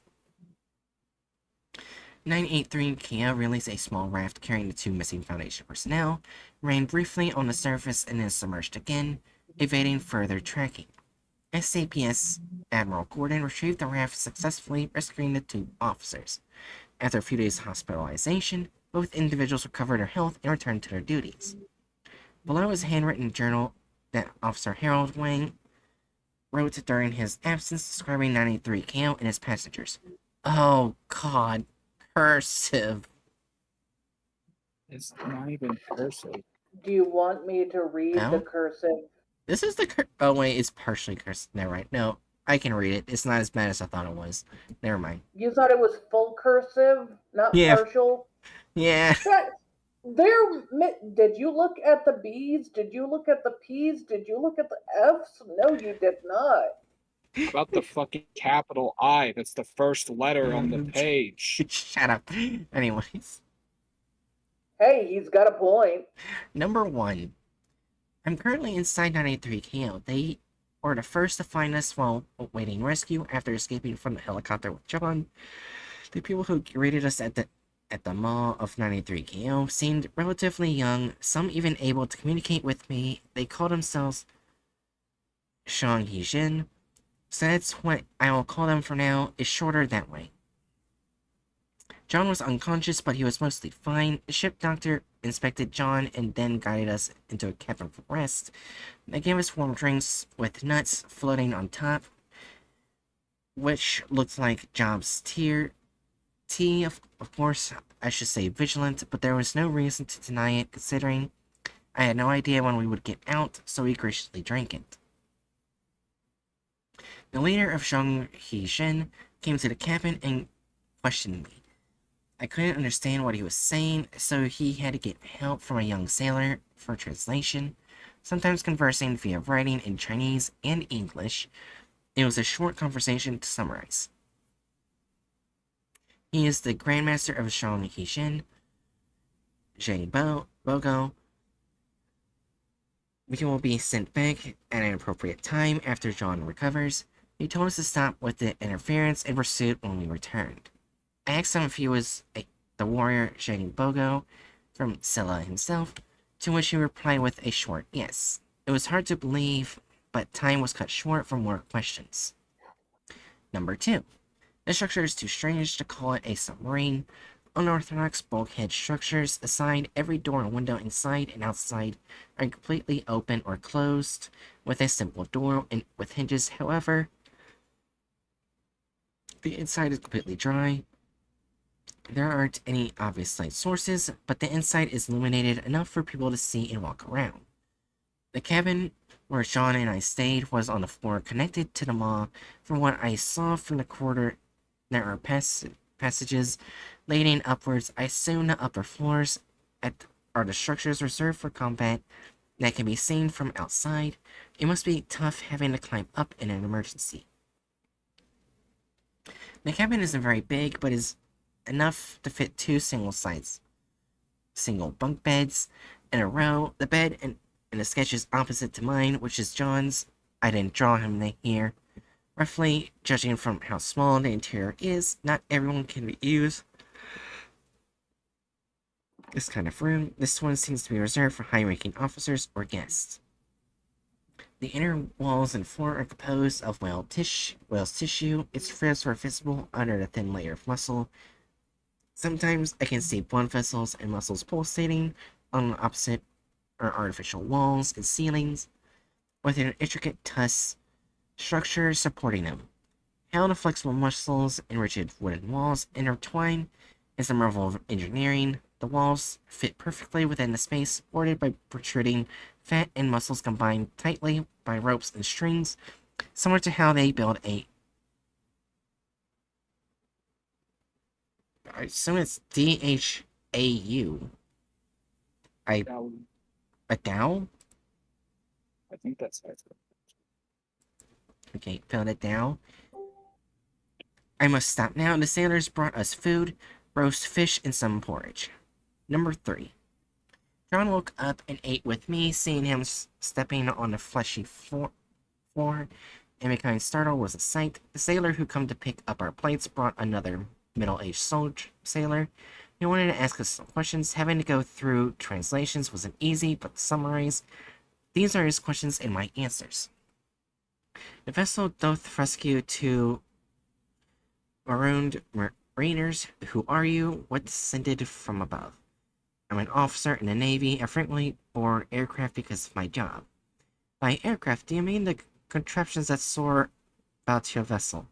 Yes, nowadays, they are completely used by the Navy. And these are my questions and his answers. By the way you dress or speak makes me think you're not people from this era. Is that true? Each soul beareth its own tale, some enduring long enough to see many a dawn.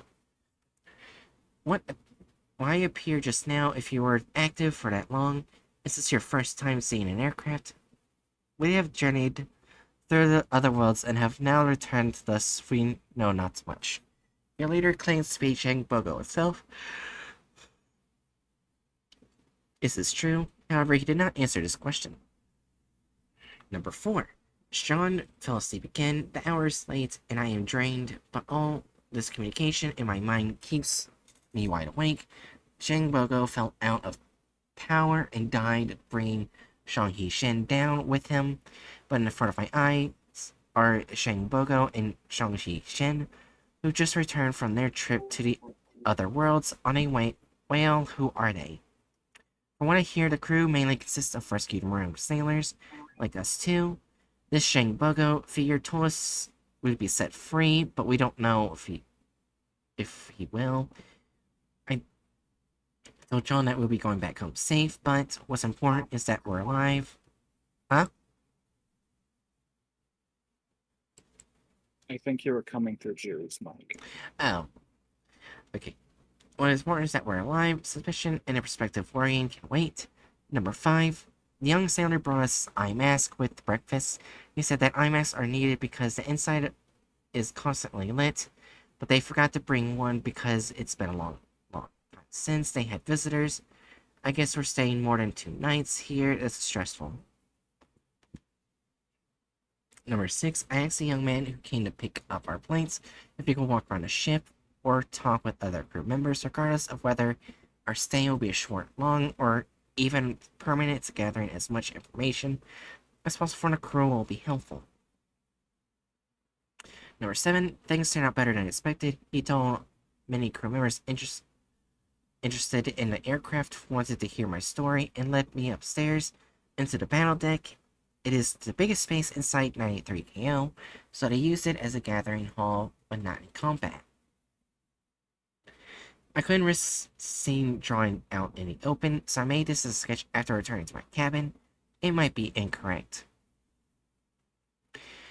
In battle deck consists of 3 open sections connected by ropes. As mentioned before, it resembles a deck of a Panoxion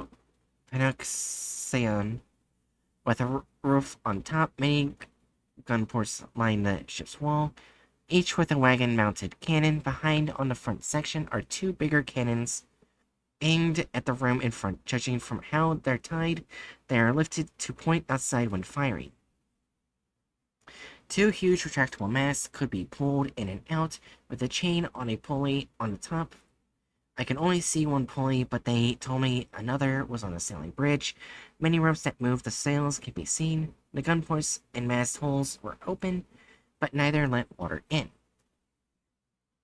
When I showed interest, they even acted out operating a sail. Most of the crew couldn't understand me, so they brought a little girl and made me wear a hood, which looked like a telepathic device. After some practice, I had a rare experience of communicating via thought alone. However, since only the girl could operate the device, most of the conversation was done thanks to the translation of the young man who catered for us. The exchange with the crew was a pleasant experience. Unlike the first impression, they aren't savage cavemen. The questions they asked reflected their deep technical insight. They already knew of fossil fuel engines, such as the steam engine, so I explained that we've added those to flying contraptions to make planes. They told me that they had seen several manned flying machines in the other world, but were surprised to see such contraptions that had already been developed in their home world. They responded with applause when I told them my job was to search for stranded people or sunken ships riding those planes. They praised me, telling me that as men of the sea themselves, they knew how hard and important my job was. Thanks to that, I was able to build a good image among them.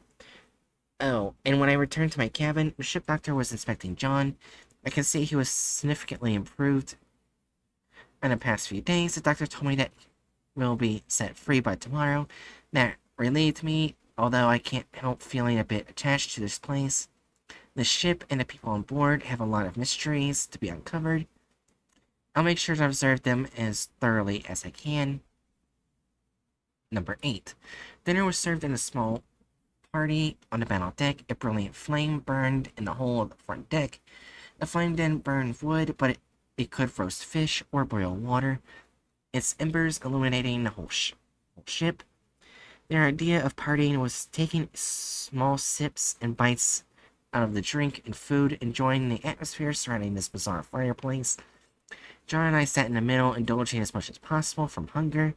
The crew seemed more interested in talking with us than eating. Shang Boko sat far away from us, sipping his beverage. I decided to withhold giving information from my side. I couldn't tell how the relationship between the Foundation and Shang Yijin would turn out, so giving out more information than needed, where survival could benefit the enemy.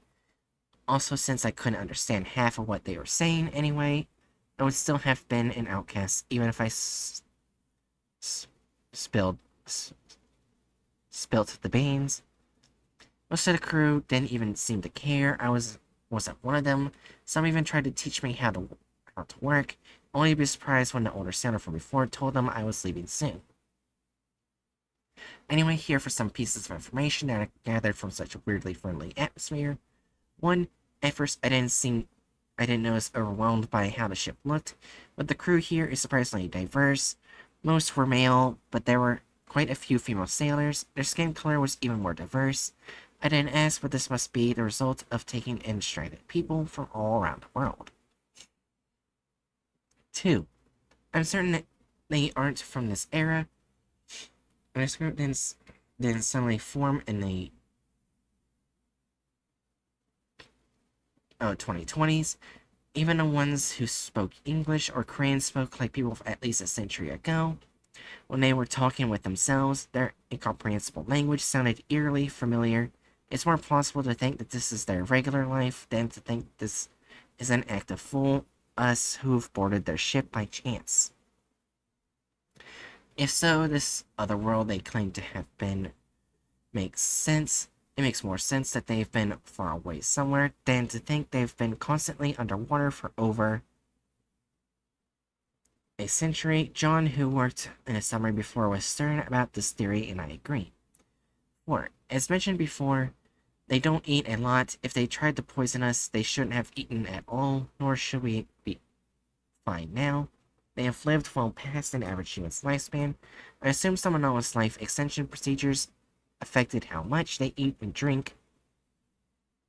Despite all that, it's relieving that their palate is as refined as mine, and dinner was lovely. Number 9, this is my 3rd day on the ship. The sleeping mask indeed helped me sleep. The young sailor from before woke us up, bringing us breakfast. That young boy trying to join the crew before the ship left for the other world. He should be at least 3 times older than I am. I understand my friend who told me he feels weird when meeting a longer living species.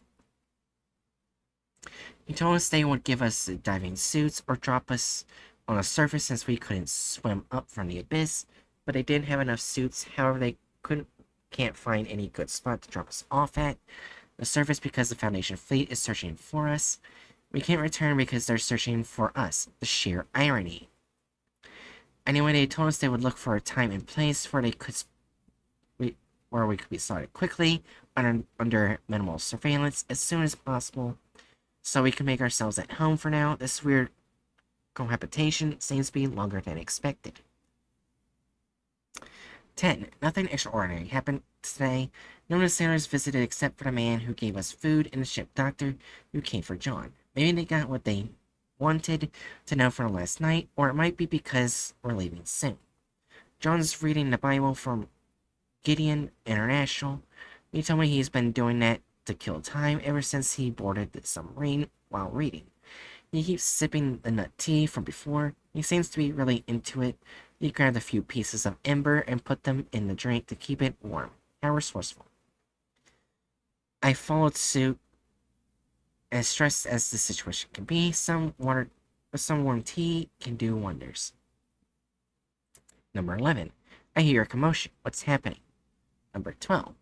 This is the third evening on the ship. I witnessed the combat of Zhang. I felt the ship shaking like never before, and the embers floating around the hull became more active. Shouts and whistles signaling the start of a battle could be heard everywhere. Amidst the chaos, I snuck into the battle deck with the Zhang crew. The deck was hectic with people pushing blackened copper cannons. I saw a senior sailor I talked with before who was busy in the front giving orders. Everyone on deck was preparing to fire. The cannons following his command. The first to be prepared was the front cannons. The cannons were hoisted above the ceiling by chains connected to a pulley through a hatch over the upper deck. Shoutings were heard from the bow of the ship. As the senior sailor repeated it, the twin cannons fired its round with a roaring bang. After the mind-shaking fire, even before I could and just blocking my ears, 93 KO made a sharp turn outside the gunport where the cannon with its rockets aiming was a giant black figure, following a commanding shout that echoed through the deck. The 27 cannons simultaneously fired the rounds on the ship's right side. When the smoke dissolved into the water, the figure was already gone. Someone shouted from the left side of the ship. The figure, whatever it moved under 93 KO or teleported, moved to the other side. The artillery squad rushed to aim at the creature, but there was no command from the bow to fire. Instead, 93 KO turned its head towards the creature, but the front cannons were still reloading. I snuck into one of the empty turrets and peeked outside the upper deck. A bubble of air surrounded the rotable cannon. Sight there cannot be described with less than 5 pages, so I'll save it for here. I witnessed several pulses fired from the 93 KO's head, directly hitting the figure. The creature squirming as if it was dizzy, then it phased left and right as if it was blinking. However, the creature was too big to move its center of mass significantly. Zhang tried to stop it from phasing away, making it dizzy. So 93 KO turned around, aiming its left side towards the creature. All the cannons on the left side fired their saved frowns all at once. When the smoke settled, the creature went limp. The battle was over. On June 27, 2022, the carcass of a large neutralized marine creature was recovered from the area. Research team from Site 140 is currently analyzing whether it possessed any anomalous properties during its lifetime. Alright, number 13. This is a record of what happened after dinner. Someone knocked on the door while I was writing. At first, I thought it was a young man coming to grab our pallets, but it was the senior sailor and Zhang Bogo. They took me out of the cabin and escorted me into the front command room in front of the battle deck. The area is darker than the other rooms of the ship and was much like the CIC. The Combat Information Center is a warship facility that centralizes combat information such as the radar data and is designed for modern combat command. Unlike Navigation Bridge, it is located within a protected area of the ship's core. The floating embers here gave off a distinctive blue glow. Some of these blue embers clustered around a meditating sailor, forming a bundle reminiscent of a neural network, while the remaining embers drifted through the space, creating various shapes. I believe they took on the form of small whales in underwater terrain. Since no separate navigation bridge exists, the space seems equipped with a display interface to represent the surrounding information. Lit blue by the embers, Shang Bogo talked to me. Of course, I couldn't understand him, so the young sailor had to translate. The conversation soon turned into an interrogation. Some saw you on the turret. What did you do? I was too curious. I wanted to look outside. As a man of the sea myself, I couldn't miss the opportunity to witness the underwater battle of such a special ship. And what did you see? The launch pulses knocked down the enemy, and the following was a simultaneous strike. It was perfect. Since Shang Bogo didn't talk further, it was my turn to ask questions. Why did you fight the monster? Were you attacked? No. Was it your will to hunt it? Was that your target yet? Yes. Why? For now, I'll say it's time to meet the Homa, and leave it at that. It's unclear what this means. The term most likely means the Buddhist term Homa, which means fire or religious ceremonies using fire. If you catch the monsters, can you meet them?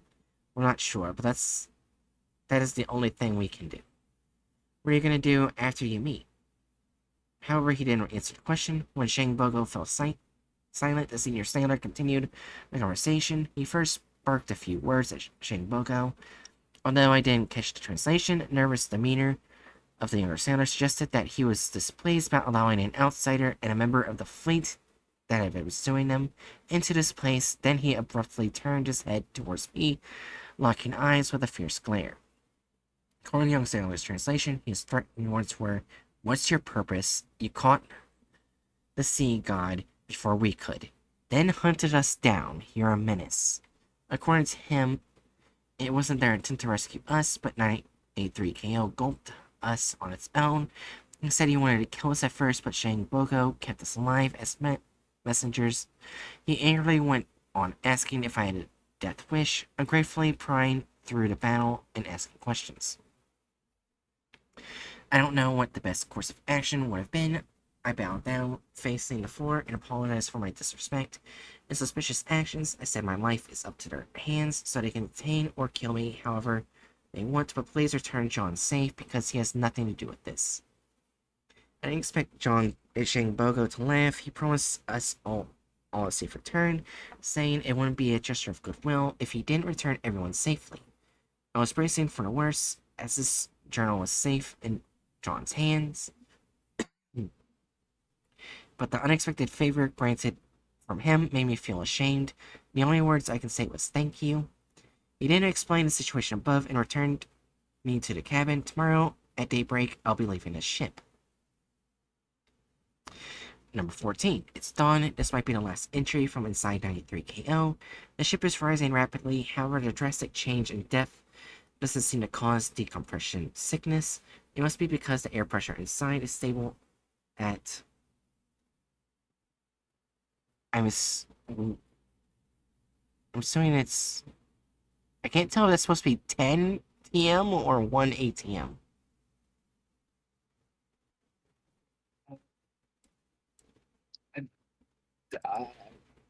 I don't know.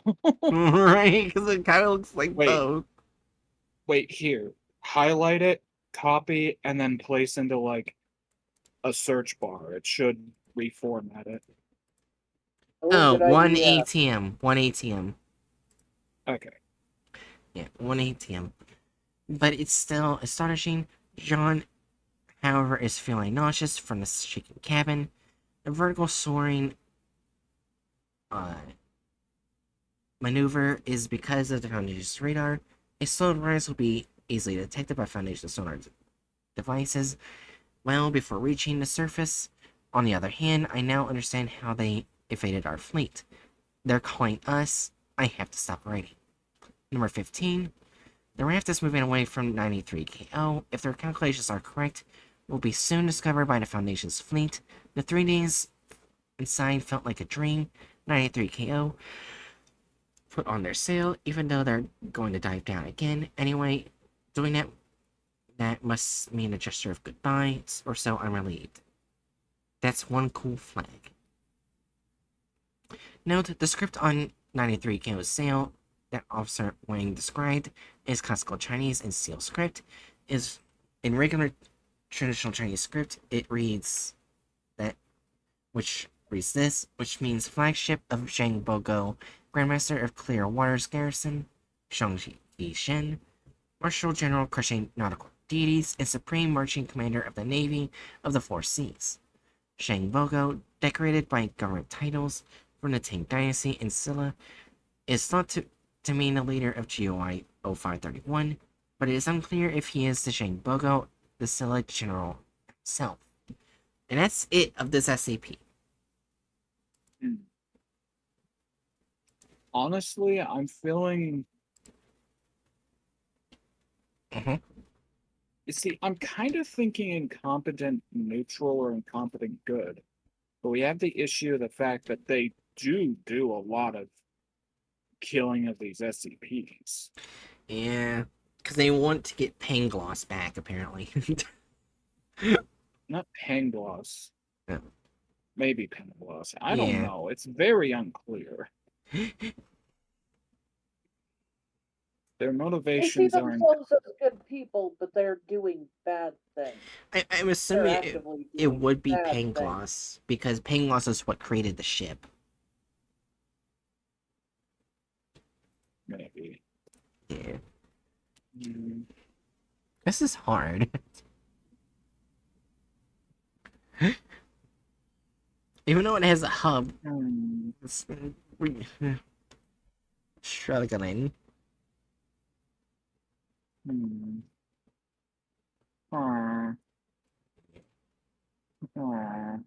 because they're mainly trying to kill all the giant marine SCPs to get Pangloss's attention, which isn't a good thing.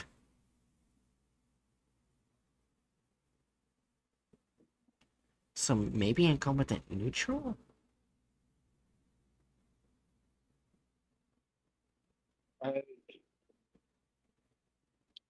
I think I'd say incompetent neutral. You agree, It's Jerry? going to be our best bet, I think. Yeah, I agree. Because, like, the Foundation, as of right now, is pretty much stopping them. Yeah. Right. Well, we already did this one. I wish I had a Saturn. Yeah, alright. So, I think this one's gonna be the last one tonight. It only has one SCP connected to it. Oh, no. Well, at least that makes it easier. Yeah. Are we moving on to a different No. branch? Or... No, it's still Korean. No? Alright. Okay. The 10th Bureau, Korean Central Intelligence Agency. KCIA 10th Bureau. Right here, in parentheses. Overview the KCIA 10th Bureau was a paranormality government organization of the Fourth Republic of Korea, which lasted from 1973 to 1981. The Bureau mobilized anomalies for the benefit of the South Korean regime under the pretense of restoring paranormal sovereignty. By absorbing professional human resources nationally and globally, the Bureau quickly grew into a force to be reckoned with. During this growth, the South Korean government attempted to replace the Foundation with the KCIA 10th Bureau, placing a burden on the Foundation Korean Regional Command's actions. Since 1945, the South Korean government had left anomalies in the southern Korean peninsula in the Foundation's hands. However, such cooperation was discontinued after the founding of the KCIA 10th Bureau. Despite the Foundation's presence on the Korean peninsula, the Bureau, which aggressively gathered, assessed, and weaponized anomalies, emerged as a considerable threat to the Foundation despite its lack of theoretical background. After 7 years of constant constraint, following the political turmoil in October 1979, the conflict lulled down as the KCIA, including the KCIA 10th Bureau, spiraled into dysfunction. Following the reorganization of KCIA into the Agency for National Security Planning, ANSP, in 1981, the KCIA 10th Bureau was dissolved along with other cooperative departments scattered throughout the government structure. The Foundation absorbed most of the personnel and assets, but there are confirmed cases of acquisition from other groups of interest. The Foundation then took back control of anomalies in South Korea, cooperating with the NPES, founded in 2018 to this day. Okay, so this group of interest is gone. So let's just keep look. Was that the last one? Yeah. No. Are we looking at a group of interest that's gone? Well, it's, I guess it's still a group of interest, so we'll rate Yeah. it. Fair. Oh my god. Note, D class / D class D in this document, if not specified first, to D class war criminal. Not to be confused with D class personnel. The fuck?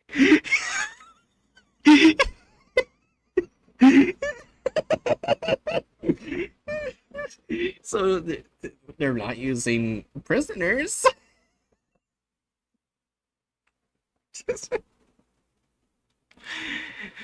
Item SCP-045-INT, Object Class D. I don't know what that means. I'm guessing like discontinued or Yeah, like it's like some variation of neutralized. yeah. Alright. Special criminal prosecutions. It's their special containment procedures. Okay, so we're basically just looking at a article as it would have been written by Yeah. this group of interest. Yep. Okay. As all Class D criminals have completed their service to the Foundation, 045 INT is archived and the section is no longer applicable. Oh. In August 1946, the International Paramilitary Tribunal for the Far East, also known as the Taipei Tribunal, was opened on a legal basis of the Nagoya Agreement. It was established to prosecute individuals for crimes committed during the Pacific War. One of the categories of the crimes that the tribunal prosecuted were those considered crimes against normalcy. These crimes were defined as violations of the customs of anomaly, abuse of an abnormal technology, or vandalism to the Veil system in waging a war of aggression. Violations of the customs of anomaly refer to actions that went against the established norms and customs of normalcy preservation, particularly concerning the use of abnormal technology. This includes the use of weapons or other technologies that were considered to be highly detrimental to normalcy. For example, mimetic, self-replicating, parachemical, or parabiological weapons were considered a violation of the customs of anomaly. Abuse of abnormal technology refers to the misuse or abuse of abnormal technology that is considered extremely inhumane. This includes abnormal technology for purposes that were not intended, such as using a mimetic phenomenon or for cheaper rather than self-defense. Oh god. Oh. Well, I mean, we are talking about the Pacific War, so. Yeah. Vandalism to the Veil system refers to actions taken to damage or destroy a system that was in place to conceal or hide the existence of anomalous phenomena. This includes actions that were taken to reveal the existence of anomalous entities or phenomena to the public to alter the war situation. Saibara Yukina, 2017, Foundation of Post-War Japan and Paramilitary Tribunal. History of Anomaly in Asia, Japanese branch, book publisher.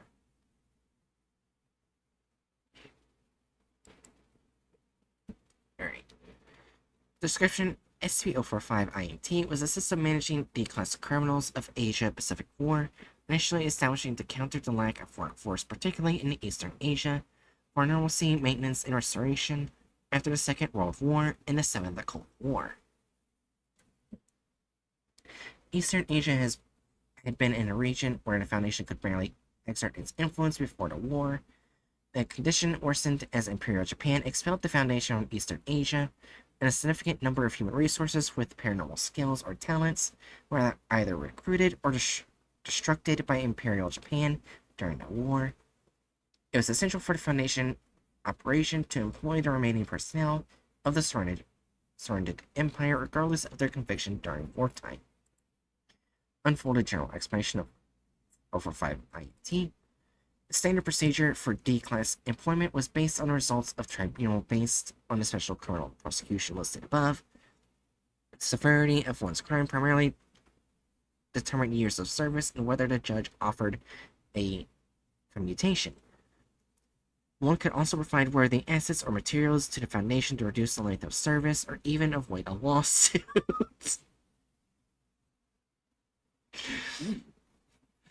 However, the geopolitics of Eastern Asia grew unrest. Some were directly employed as D-class without proper judgment, while others went missing when detaining sites were impacted by the tribunals.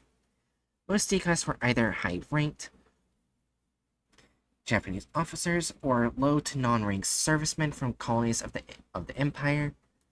Japanese D-class were generally sentenced and assigned to moderate to low-risk tasks as they held enough assets or even precious data for the Foundation.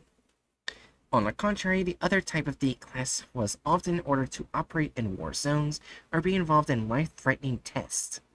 Type of D-class had been trained by the Imperial Army to obey, regardless of the irrationality and morality of any order, just like other service members. They were capable of paranormal skills, while they knew little about the true nature of their abilities and avail. Such characteristics rendered them the most valuable human resources for the Foundation of that time. Detailed protocols for managing the D-class were not expressly stipulated at the beginning. Before, the treatment varied from one branch or even one faculty to another. Methods of governing such personnel eventually evolved into the modern D-class personnel management system. Monthly termination was also developed after a riot plotted by a group of former members of IJA-SMF. What did I do? Oh yeah, I closed it. Alright. Is that... Yeah, okay. Making sure I didn't get rid of more information. Between 1972 and 2022, 5 investigations were conducted to collect testimony and documents from personnel involved in 05 INT. A summary of these investigations is given below in this report. First investigation. Establishing a development system, the Foundation has collaborators in the Japanese Empire such as Dr. Saibara Kotaro, a scientist in Raigaken, distanced himself from the Shushuin and analyzed the supernatural as a scientist, making various scientific discoveries. In the climate of growing nationalism and suppression of liberalism, he made early secret contacts with the Foundation and joined its staff shortly after the end of the war. The Saibara family is famous for being the producers of Shushuin, Issei Betsuen's researchers. They have descended from the Imabe clan from the end of the Heian period, and the family placed great emphasis on experimentation, recording practice, and documentation, leaving behind many books that clearly describe the interpretation of Imikura documents in a state of Kengi experiments. After the Onin War, the Saibaras began to hide their existence from the public. There are traces of their early official records being erased. After the war, researcher Saibara Kotaro transferred these private Saibara family documents to the Foundation. The private documents from the Saibara family suggest that the normalcy of preservation in East Asia has reached a breaking point, leading to the change in the Overseer Council's optimistic perception on the status quo. On September 11th, 1945, Harold A. Heisman, Special High Commissioner of External Relations, was informed by 0511 of the basic policy of the Foundation. Preservation of normalcy rather than the past history of political expectancy shall be the primary objective, given the present state of Japanese society and desire of the Foundation to achieve its objectives with a minimum of personnel and material.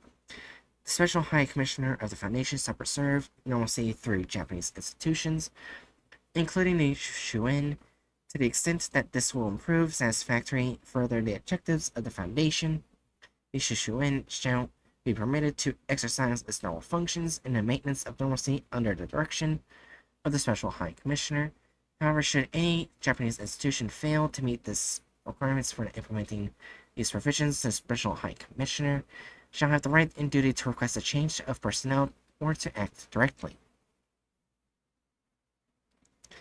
Japan's past policies under paranormal have caused a great disaster to the security of the Japanese people and put them in a difficult situation. Therefore, the Shushuin shall be merged into a foundation to preserve normalcy in Japan and prepare for its supervision by an overseer council. The fundamental policy for normalcy preservation is Asia.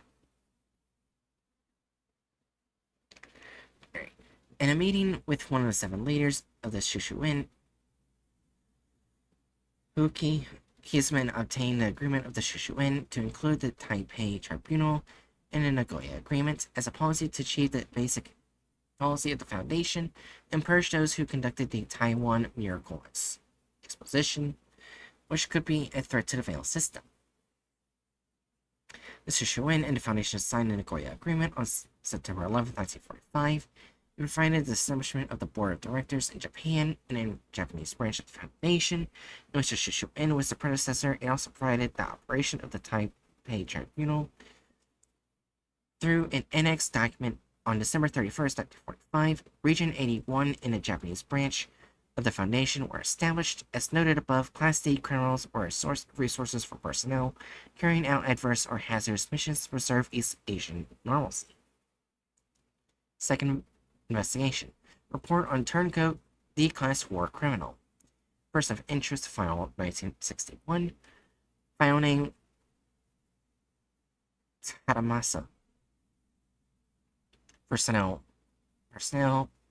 POI 61, threat level orange. Name Kagawa Taramasa. Sex male. Date of birth.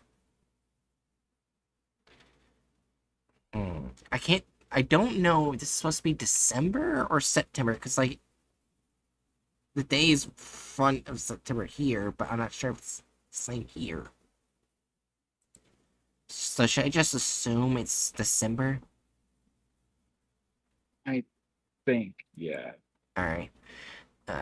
December 9th, 1916, according to Kagawa's testimony, status unknown, presumed dead. Oh wait, no, actually come to think of it, I think in Japan they do Oh, the same one we did? Do they? No, wait, yeah, in Japan they do day, month, evening. So yeah, you did it right. I'm just Okay. Alright. Description: POI 1961 is an inherent type blue Japanese male capable of using mass thaumaturgy, who served in the Imperial Japanese Anomalous Matters Examination Agency Special Anomalous Battalion, also known as the Yokai Battalion, using thaumaturgy. He exhibited various anomalous abilities, such as freely manipulating the appearance of anyone, including himself, or enhancing physical abilities such as reflexes and senses. His testimony and information gathered after the war make it clear that POI 1961 took advantage of his abilities to actively participate in various IJAMEA projects, including Project Go Hakutaku in Taiwan from 1930s to 1940s, the Taiwan Miracle Exposition, Project Maizu, and Project Takayama. 1944, shortly after the fall of the Japanese Empire and disbanding of Yokai Battalion, POI 1961 deserted IJAMEA and surrendered to the Allied forces. Following his surrender, he provided the Allied forces with military information regarding major bases for the Japanese military and classified assets of the IJAMEA. The information he provided helped deliver a decisive blow to the Japanese paramilitary battle forces, including the Yokai Battalion, in the Ramri Island Battle of 1945. Such cooperation allowed him to participate in various parascience research projects despite his status as a D-class war criminal. In 1946, several war crimes committed as a member of IJAME came to light, and POI 961 classified as a Class D war criminal. There are many deleted or incomplete records of POI 961's activities during the 5 years following his classification as a Class D war criminal. Little has been confirmed besides that he worked as an unknown medical waste facility. It is believed that POI 961 was used for such work as the Foundation Command at the time was using a significant number of Class D war criminals for high-risk SCP containment work. In 1953, POI 961, who began to gain the trust of his supervisors as a Class D-class war criminal, began to work under Foundation's Korean command. He held a position of researcher at this time as an IJMEA. POI 961 seems to have been in charge of several experimental anomalous research projects, among which it can be confirmed that SCP-1108-PA was used to create humans with anomalous properties, such as reality benders, artificially. It was a manufacturing project. He held a researcher position for at least 20 years, and was in charge of various Foundation affairs. In 1976, however, POI 961 was consolidated with Free Organization of the Korea Command, and the projects and facilities he was in charge of were disbanded. Information about the project was largely destroyed, and the exact reason is unknown. Still, a report mentioning his dismissal cites unethical behavior does not confirm to the Foundation's ideology as a problem. POI 961's dismissal was originally in the form of this honorable discharge with a couple of years. However, a year later, POI 961 caused a minor containment breach, took advantage of the chaos, stole classified information from the Foundation, and went into hiding. Recent activities last seen on Redacted Republic of Korea. Actions POI 961 stole security class 3 classified information, or supplying disposal, and fled to the Foundation. Speculations strongly suggest that POI started to the hostile GOIs, but no evidence has been found. POI 961 is presumed dead, but an on-site research is ongoing and in low priority. Notes NA. Excerpt from Foundation D-Class War Chrono List. Record has been loaded altered following the death of Hironuma Shinapei in October 1964. Keep reading. Viewer Dr. Abraham Paulson. Welcome.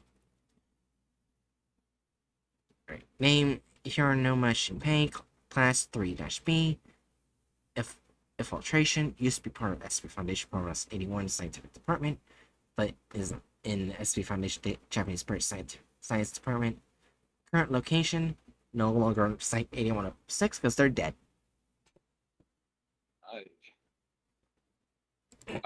I'm on it. Like, I don't even remember what SCP.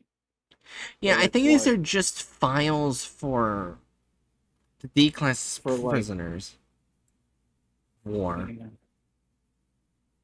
I'm guessing this is like the only place where the group of interest actually comes in at some point. Yeah. Why don't you how about you copy Korean Central Intelligence Agency and search for it? What's the keys again? Control F.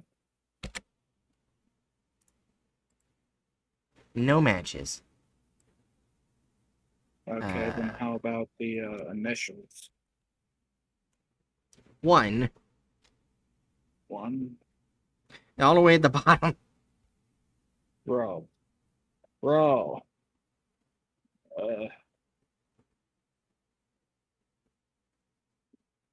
Oh wait, oh, look at the first footnote. Assaultites and the Shishido referred to the localized dominations of the Sarkic cult and the Church of Broken God, respectively. They were the worst victims of the third Hakutaku project. Oh.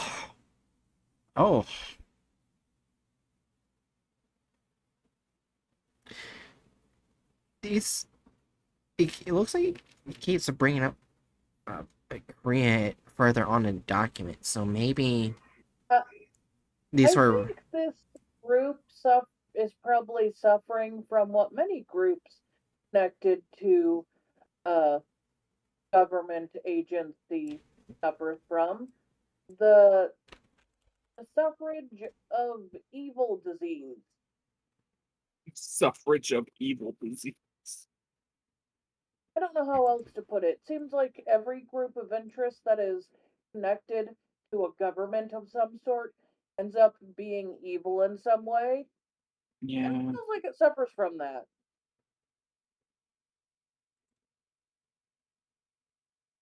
Maybe I'm overreacting. Yeah, It seems like the Korea wanted to have their own SCP Foundation, and it failed. Yeah. They It made was their own not a nice foundation. group. It didn't do its job well. It got disbanded. Let's just actually, you know what? Since it got disbanded, should we put it in incompetent evil? Oh yeah, probably do that there. What's wrong one? I feel like rather than incompetent evil, it should go in lawful evil because it was successful before it died. Well, yeah, but now it's dead, and it failed, so Well, it's yeah, dead. but we don't label the other dead organizations as True. incompetent because they're dead. Well, most of the basically every other organization up until now had some extant parts. Uh, This one's just outright gone, completely absorbed into the foundation. and other groups of interest. Yeah.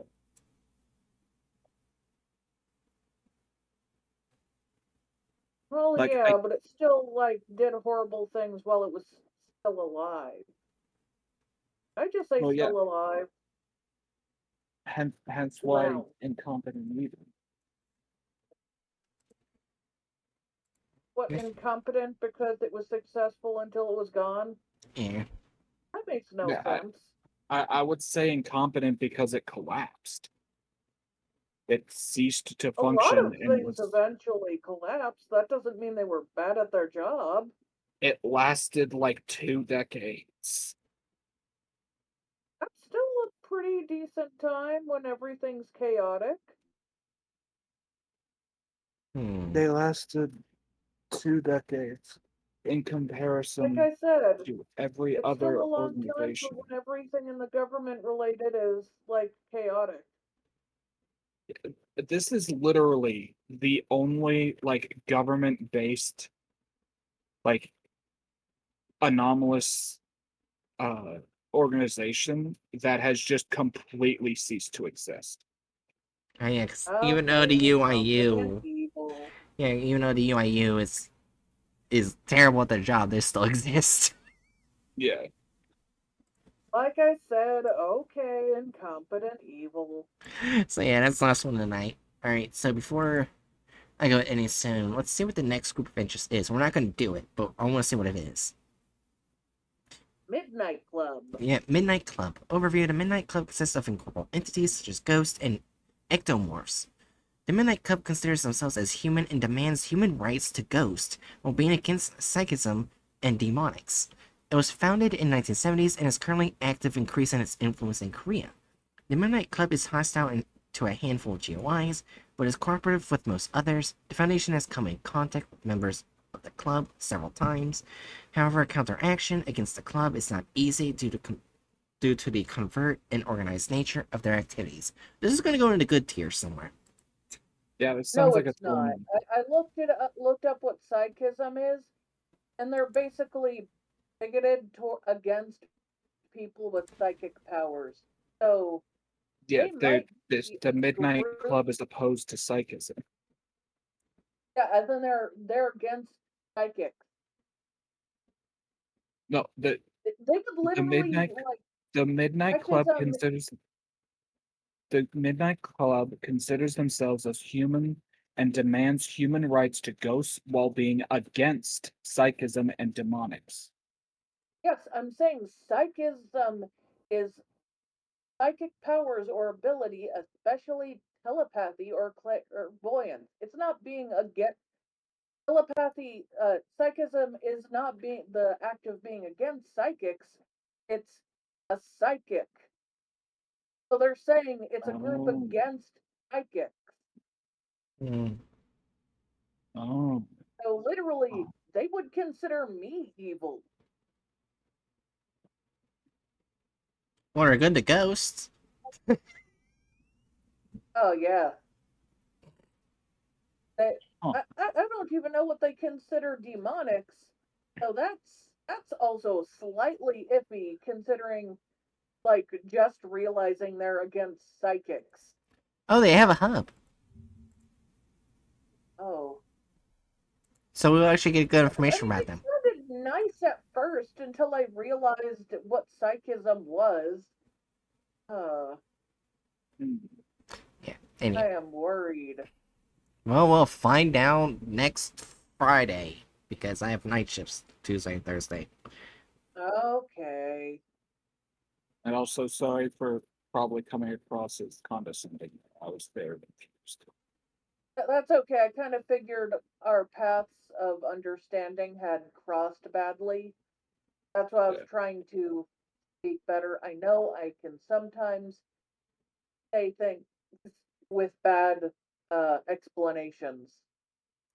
Yeah.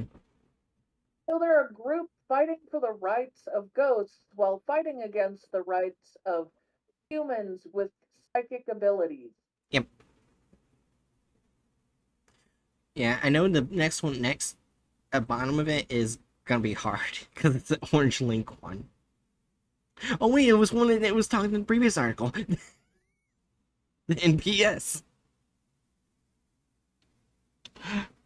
Anyways, ending soon. Good. I also do not think they will be bad. They will probably be like somewhere in between. Like in neutral. Yeah, because it sounds like they like it's good that they're pro ghost, but the other things sound bad. And I still do not know if being anti demonic is good or bad. I do not know if they're anti actual like bad things or if they're anti like other stuff that we do not consider demonic that they consider demonic. There is one thing I am glad for though. Is But that unlike last stream, we actually got information. that's true. We love information. Remember last? Information, we can figure out what to decide. Information is nice.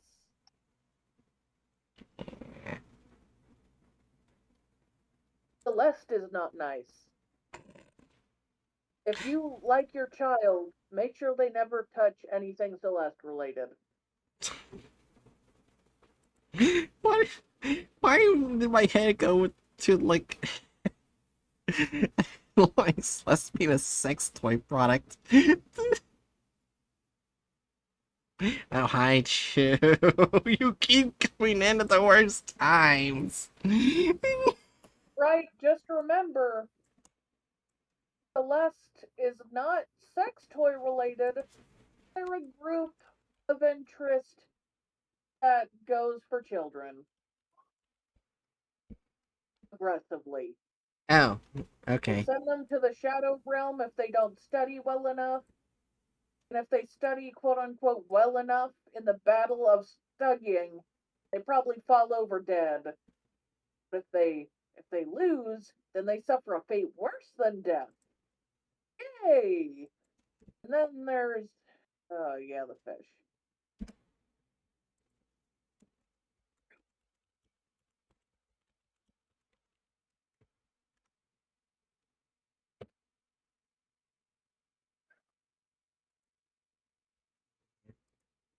Which means, oh well, for for Jiri, it'll be just tomorrow or we collab because it'll be Power World Friday, Saturday, Sunday. But next time, Hatchet or all three of us will be Monday when we work on the SCP. That we did get a lot done on that one. and I'm happy about that. But, I'm not sure if I'm excited or slightly wary of Midnight Crew. Club. Midnight Club.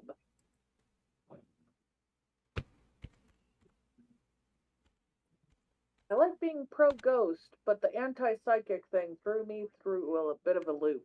yeah, um,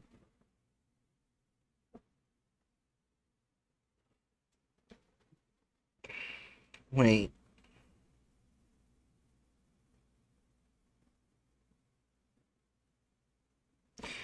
Yeah. Anyways, Jerry, you got any last words?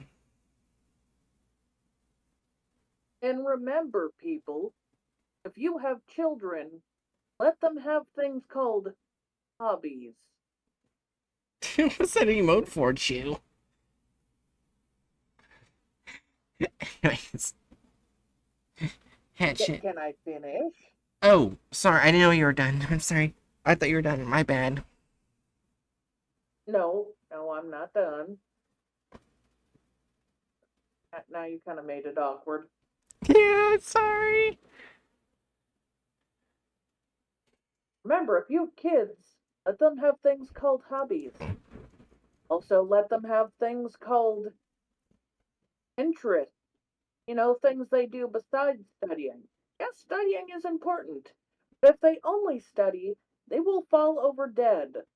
And if they do only studying after school, but also remember to eat and drink, they will basically be a shell of a person who has no idea of interest of what they're into. Maybe they graduate college, go to a job, and realize 10 plus years later that they hate their job, they hate their life, they hate everything about it, and you're the source, and they may cut you off forever, and you might be like, why does my child hate me?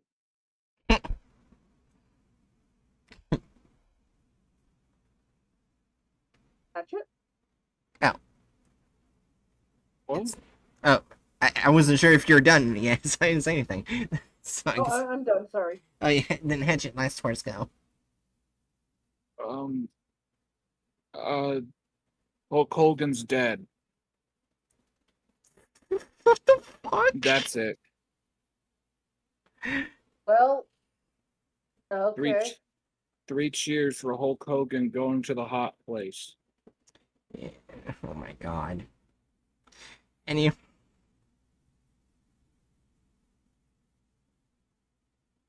You said rot in piss, so I think that's their opinion on Hulk Hogan. Anyways. Anyways, Danger Noodles. I hope to see you guys next time for next mission. Tomorrow, well, I'll be doing it, but Jerry will be joining in and watching me breed a bunch of pals. It's basically the stream's gonna be probably Friday, Saturday, and Sunday. Just because you're gonna have your pals breeding doesn't mean Chew's going to be there. Honestly, they only look like they're running near each other. They're not even touching. I'm not sure how that even works. There was at You one point don't where even have the pals go into a box alone or a room. They just walk near each other or float near each other. And then the egg happens without them fucking touching. there was gonna be at one point in time where Power was gonna let you breed with your pals. Yes, Chew, breeding. Anyways, so yeah. Why did Also, they decide not to do that? I don't know. Probably so this games can still be streamed on Twitch, probably, and YouTube. Fair enough. Yeah. I mean, you could just not show any of the sex and leave it for the modders to add the sex.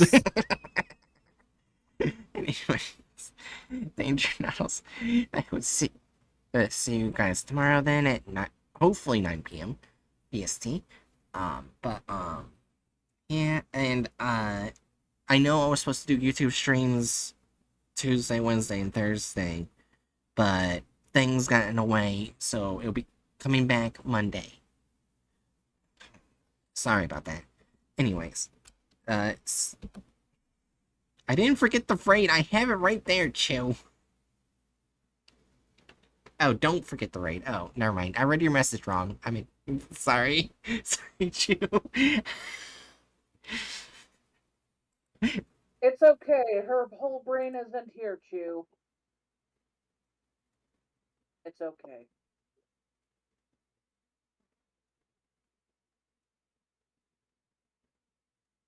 You said you tend to forget streamer things a lot. Everything's a lot. Shut up. Anyways. For before the raid goes through, I must click something. Like vetting the games. Oh, that's true. You should have vet the toilet game instead of having to cancel streaming it last minute. Oh wow. Anyways, in 3, 2, 1. Onita, I have a dick.